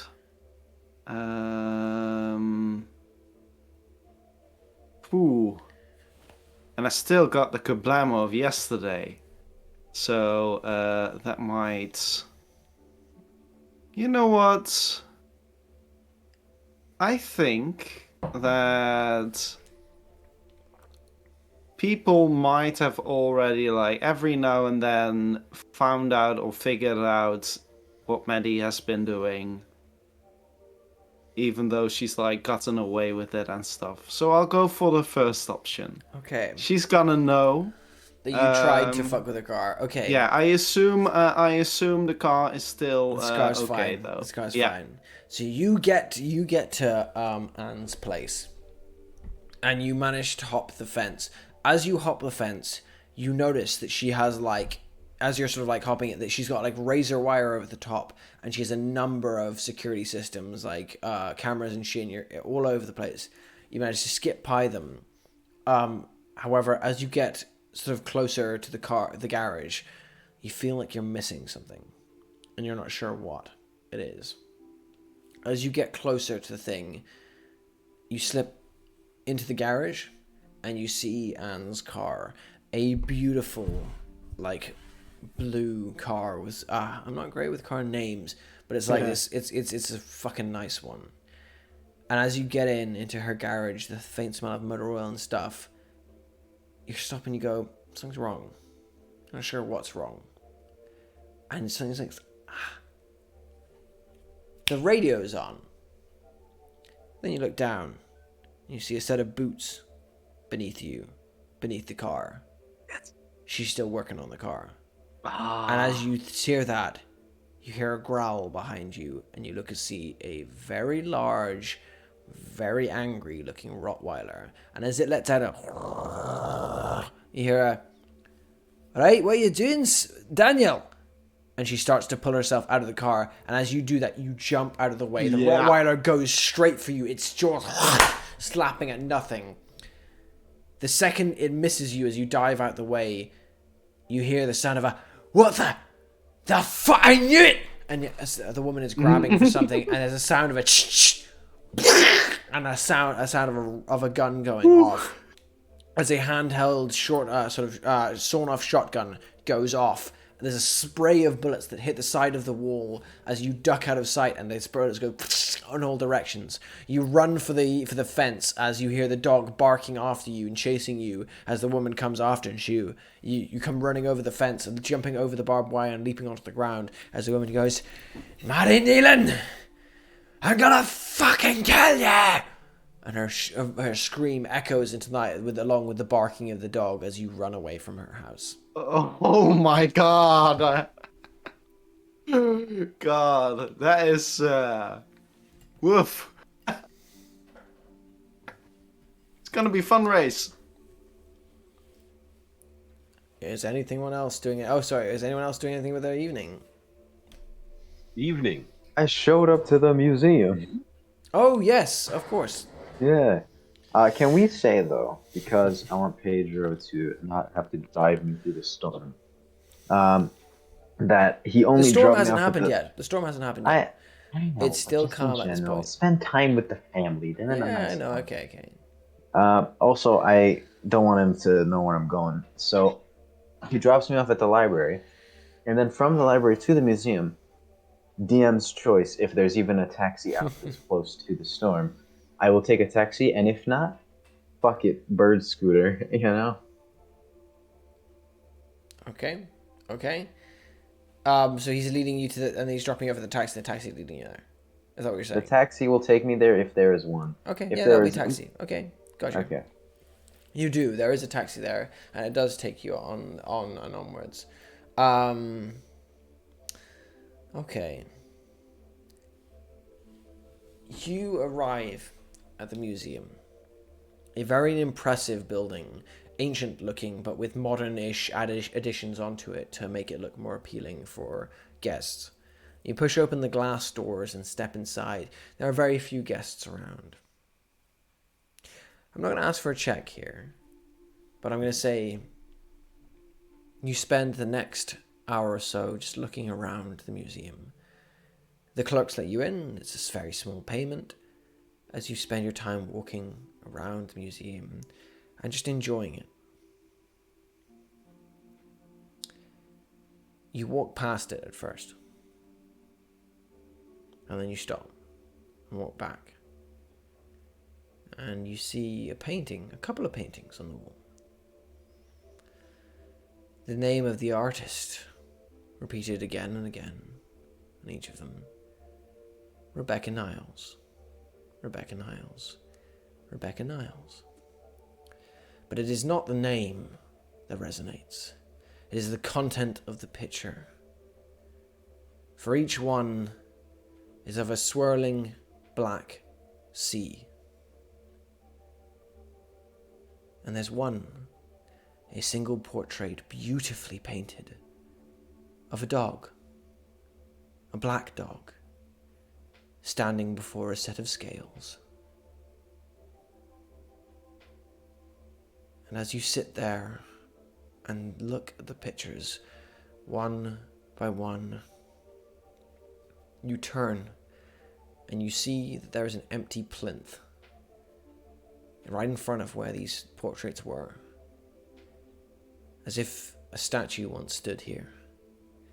Something that was forced to sit and contemplate the pictures before it, where there is nothing now. As you take that in, you hear in the foyer down below the sound of several people screaming and running outside. From deep within the building, you hear a voice going, "Come out, come out, come out! I know you're here. Come on, boy. Is this a dagger I see before me, or is this my sword coming towards your head?" Then there's another voice going, "What foul madness lurks here? I do not know, but I'm certain it's something wonderful." There's several voices coming closer. And I they're hide. within the I museum. hide in the hidiest place I can find. I'm not letting you explain this. Please let me hide. I'll follow. I'll lead you round through bog, through bush, through brake, through beer. There's a voice coming from behind. You can tell there's at least 3 of them. They're moving their way through the building. Give me a sneak around, please.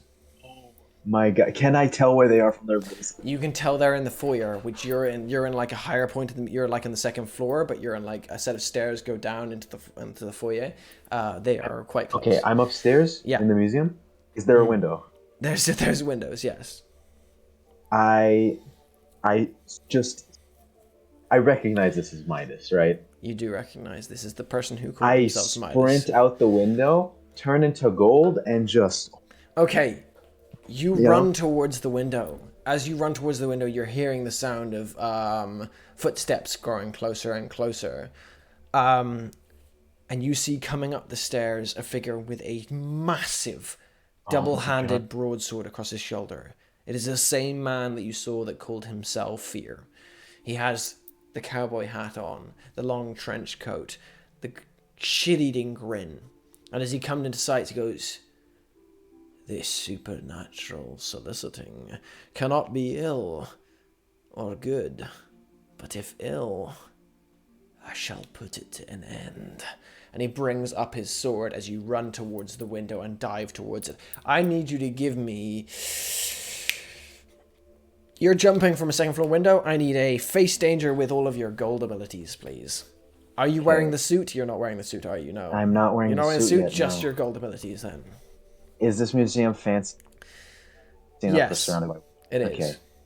Okay. Surrounded by wealth, self-affecting, instantaneous would matter. Yes, right? Instantaneous will definitely work. Always in effect. And that's... Hold up. That would be 4 already, right? But we know that isn't guaranteed.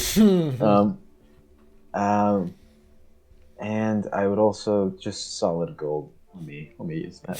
Right. That's 5. Okay. I turn gold, jump out the window, and land, leaving a freighter. Okay. Oof. Okay, as you run towards the window, you see, by the way, you can see that the figure with the giant sword is coming up the way now, and beside him there is what looks like someone who's been stunted in growth. They're like slightly shorter, but they still have like the appearance of, they're not quite a dwarf, but they're slightly shorter, sort of, and with a what looks like 2 knives spinning between their fingers. Their hair spiked up to a ridiculous degree, and as they see, they go, I found him, Scottish Play! And as you run, you turn sprinting towards the window, turn yourself into goal and dive at it. The Scottish Play sees you jumping and goes, "Oh, come now." You smash through the window, your form turning to gold as you cascade into the sky, sort of into the middle of the night. The shards of the glass flying all around you as you go falling into it. There's a moment of silence as you fall. Then you smash into the ground with a thud, your golden form protecting you against everything. You bounce and roll as your golden form releases you and come up to stand face to face with a man who has a hand on a scimitar that he is drawing beside a car, and he goes, "I do perceive there is a divided duty here," and begins to draw his sword slowly. What are you doing? Can I make this a hit with all you've got if I attack him? Or would This it will be a go go toe to toe. He's Okay. ready for you. All right. Then I would like to. Okay, I'd like to go toe to toe. Go for it. Oh, okay. Actually, would I get better stats from just facing danger?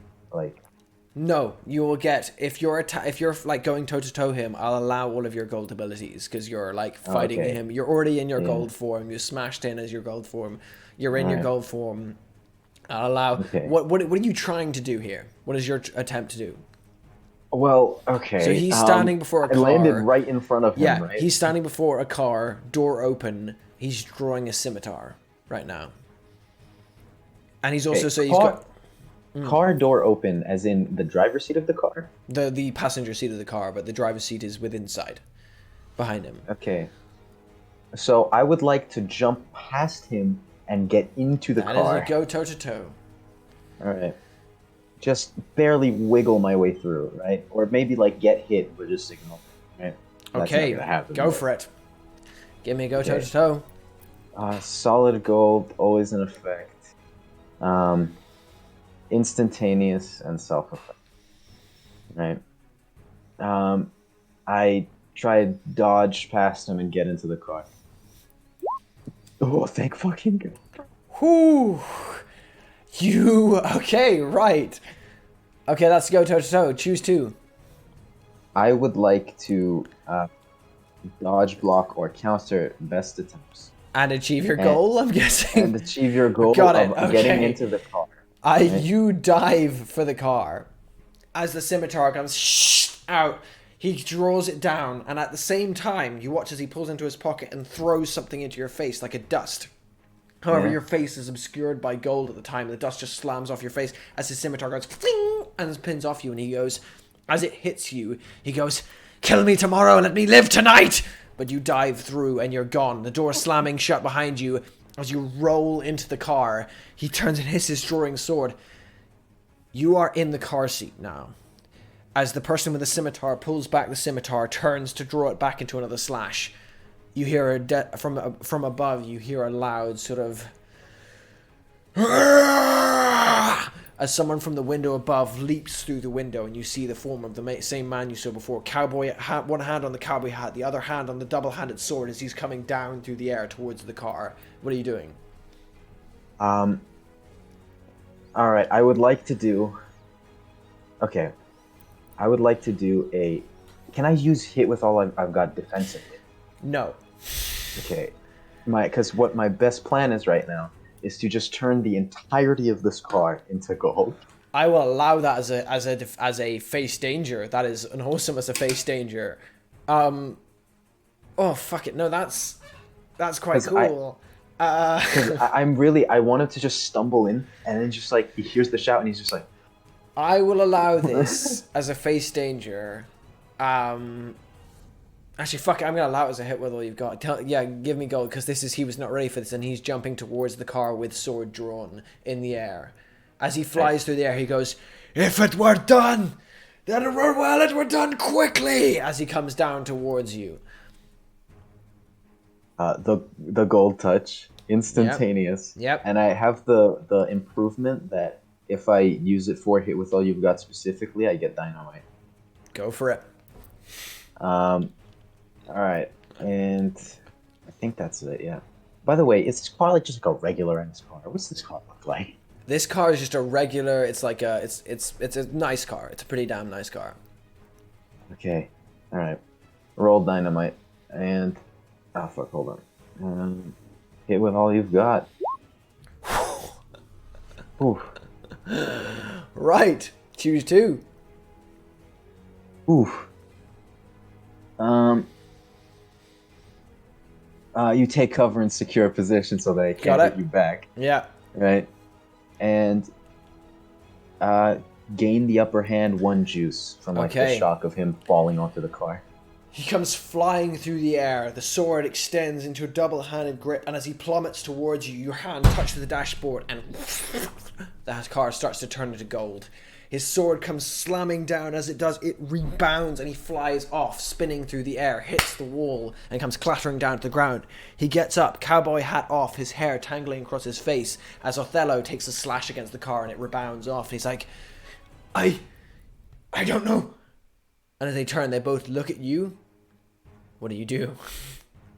I'm in the car. I'm just like, You pray. and I, fuck. Okay, the burner phone, Dante. I just kind of call everyone for as long as can I use juice for that? Yeah, Juice I works? mean, you can use juice to escape if you want. The car is still beneath you. Oh, what do you? Oh, so the bottom of the car is not golden? No, the car is still drivable. You've turned the Oh, whole it's still chassis. drivable? It's not going to be well drivable, but it's that you've turned the chassis into gold. Is It's it going to gonna not go drive very well, slowly? but it's going to drive It's just gonna be until you very turn it slow off and gold. sparking. Yeah, until you turn it off gold. Yeah. I don't think I can do that to a car. I need. Okay, I'm gonna very slowly, because this is gold, start having it drive. Okay. I You slam guess- it. This is a powerful car. You slam it into forward, and Oh though my it god! starts to go, it starts to rocket forwards. It is slow, but as the gold start to recede and resist and return back to normal very slowly, it is starting to gain speed. The Scottish play is standing it's up. and anti-magic car. he's the Scottish play. I'm not saying the Scottish play is already standing I'll up, grabbing his sword, and he's running towards you. And he goes, "It will have blood, they say. Blood will have blood." And he runs towards the car, trying to swing. But by that point, the car is already out of sight, and the sword swings through nothing. I would like. With that- Okay, I would like to roll take a risk, because this is really a total Hail Mary. But I want to, if possible, roll down the window just ever so fucking slightly, right? And scream at the top of my lungs out of the window the only name that I know no one else will hear.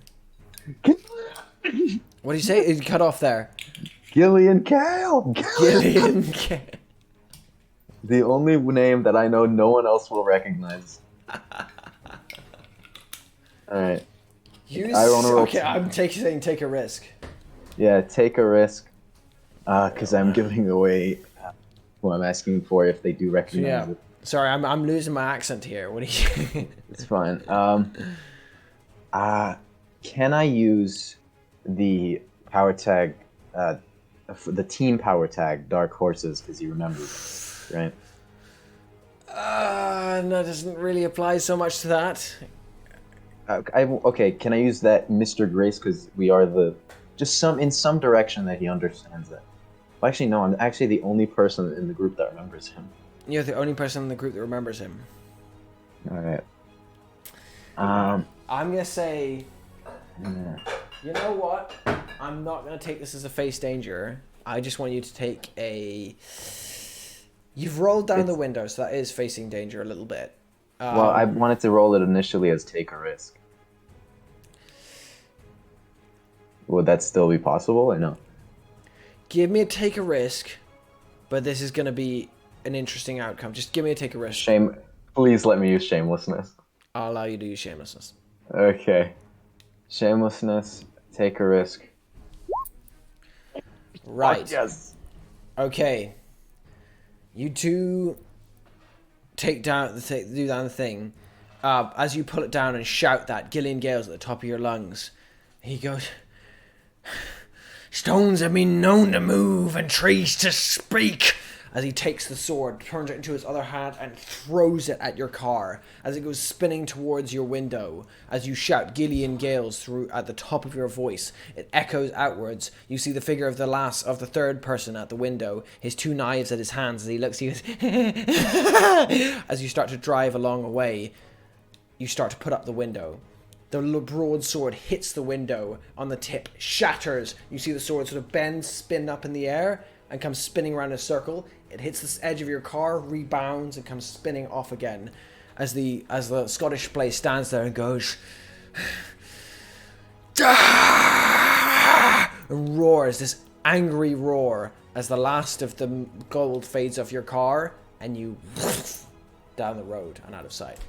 I scream within the car. Hopefully, I pray hears me. I scream, You said you were good at escaping. You say that to yourself in a moment as the car races down the road.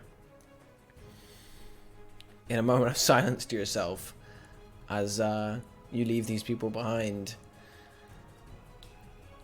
And I'm going to leave you there.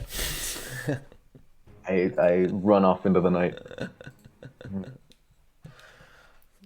I did not see any of that. Those rolls were Thank God. unfucking Dude, believable. they must be so fucking confused on how I got away.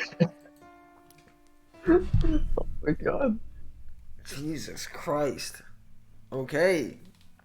Thank God. As Ned I was Halford so drives afraid. into the night, the rest of you are preparing to go to see a race with Maddie The Nealon. one time I go on a solo Dante, adventure. what are you We doing are fast beforehand? forwarding to evening. No. I'm saying. So, what Dante? What are you doing beforehand? I hope at some point I'd receive a message from Neelan about the picture she found or something. I don't know if she says anything. I'm not going to force that. I'm just saying. Do you? I don't think she. I don't think she will know. She's got other things on her mind right now. She'll probably contact you about that either after the race or tomorrow. So until then, we found stuff about. I mean, I'll ask Nahia to drop me at the university. I'll go into the lecture hall, to my lecture hall. I'll tell Nahia before that we'll probably see each other in the evening again. I'm going to take care of a few things. I'll go into the lecture hall. I'll enter the lecture hall and sort of look them around. Call Seema and Johnny towards me and say, "You two okay?" Johnny is not there. He's Again. no. He's. You told him to take some time off for himself, Oh yeah. didn't you? Seema will come up and sort of go, "Yes, I'm okay." You have arrangements for this weekend? Not really. Seema. Bad date. Okay. I will end it. It's not worth it. Good. It's not worth getting into a storm over. Yeah. Everybody, put down your pencils, close your laptops, put everything in your packs, and You do see as well that the class is significantly diminished. Most people have headed home. Those that have stayed are ones that can't go home. All right. What arrangements do you have for this weekend for the storm? A little bit of a silence as I sort of look at another one, like a bit confused as to what you're talking about. No one answers There's a at storm first. coming on the weekend. People One of are them puts up advised his to stay hand and indoors. goes, "I'm just gonna stay in halls. I think most of us are. In your dorms. Yeah. Barricade. Don't see the need to. It'll be fine. It's Scotland. What's the worst that can happen?" Right.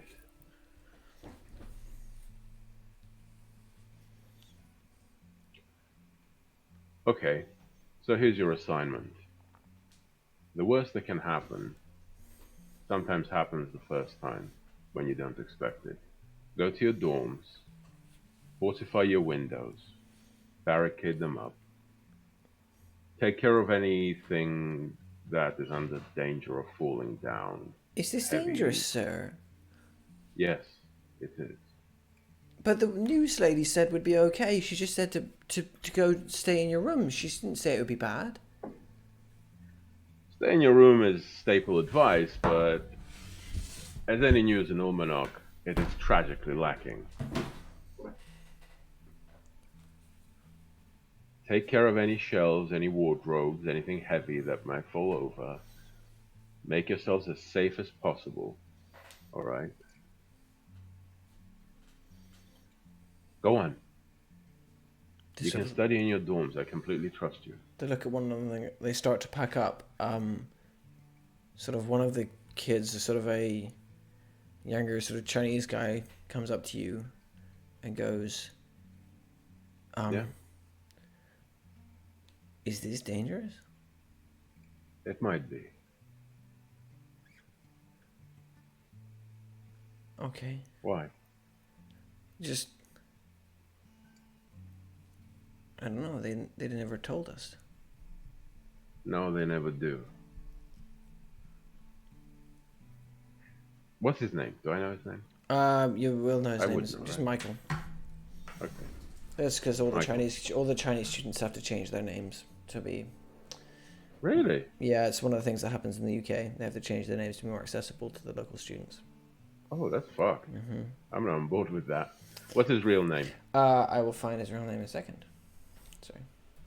I'm not going to call him Michael. Sorry, I'm not. No, that's all right. Too many Remember- Michaels. I'll do him the respect of calling him by his real name. What the fuck? Dante's not on board with that shit. That's like a really normal thing in like the Yeah. UK. They just do that. Yeah, I know. Yeah, no, it's I the know. same in the Netherlands. Not A lot of just in the Chinese UK. immigrants do it. The same in Russia, but still. Do they do that in Russia? They do that more colloquially. No, in universities it might happen because it's just a thing. Like people will find the closest proximate name to a person's real name because they can't say it or something. His real name is Shaolu. Xiao, may I call you that? Yes.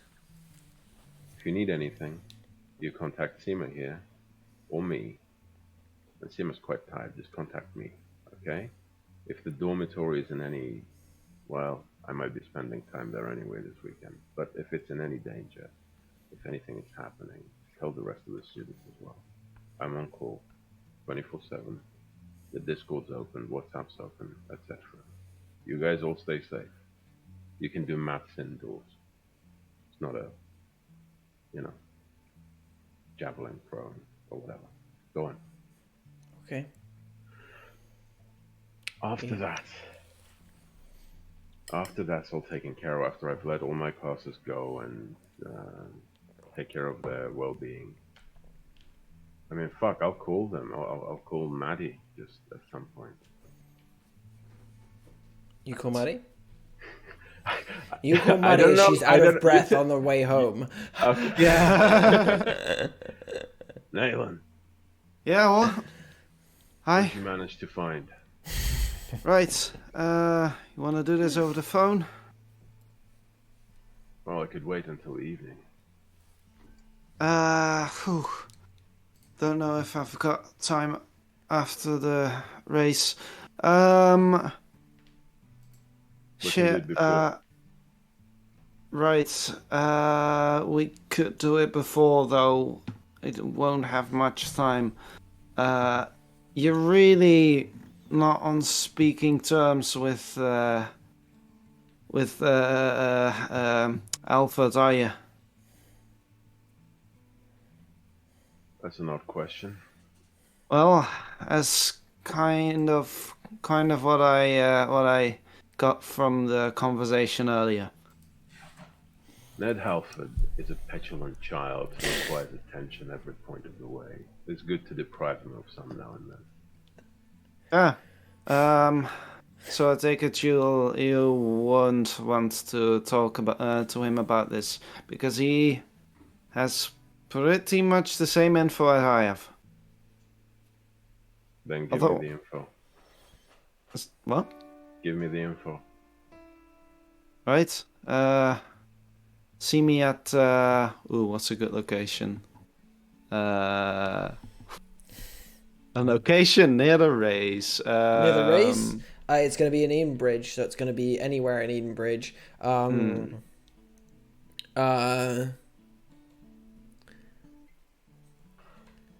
gonna say there's a place down called Petunias that's down by close to the race. That's like a shitty diner, like worse than any you've been to before.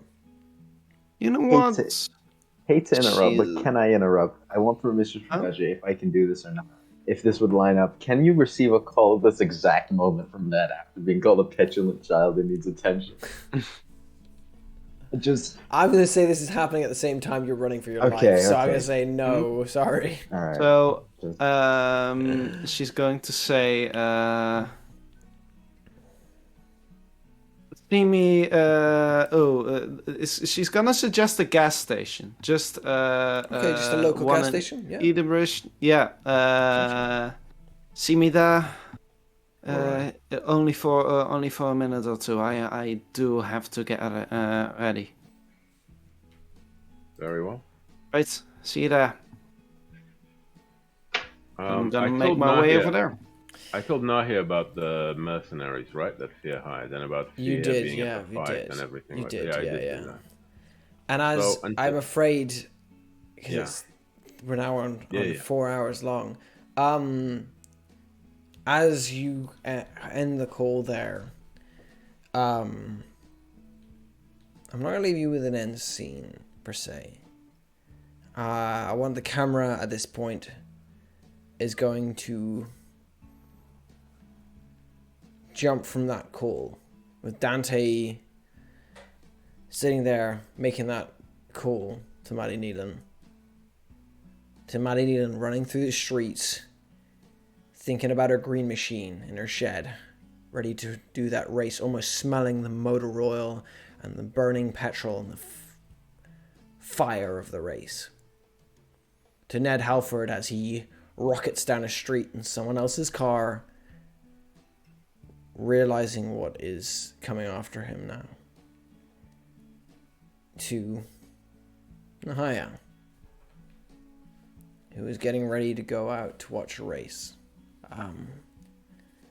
As her fiance is trying not to think about all the shit she's going through and trying to figure out how to help her.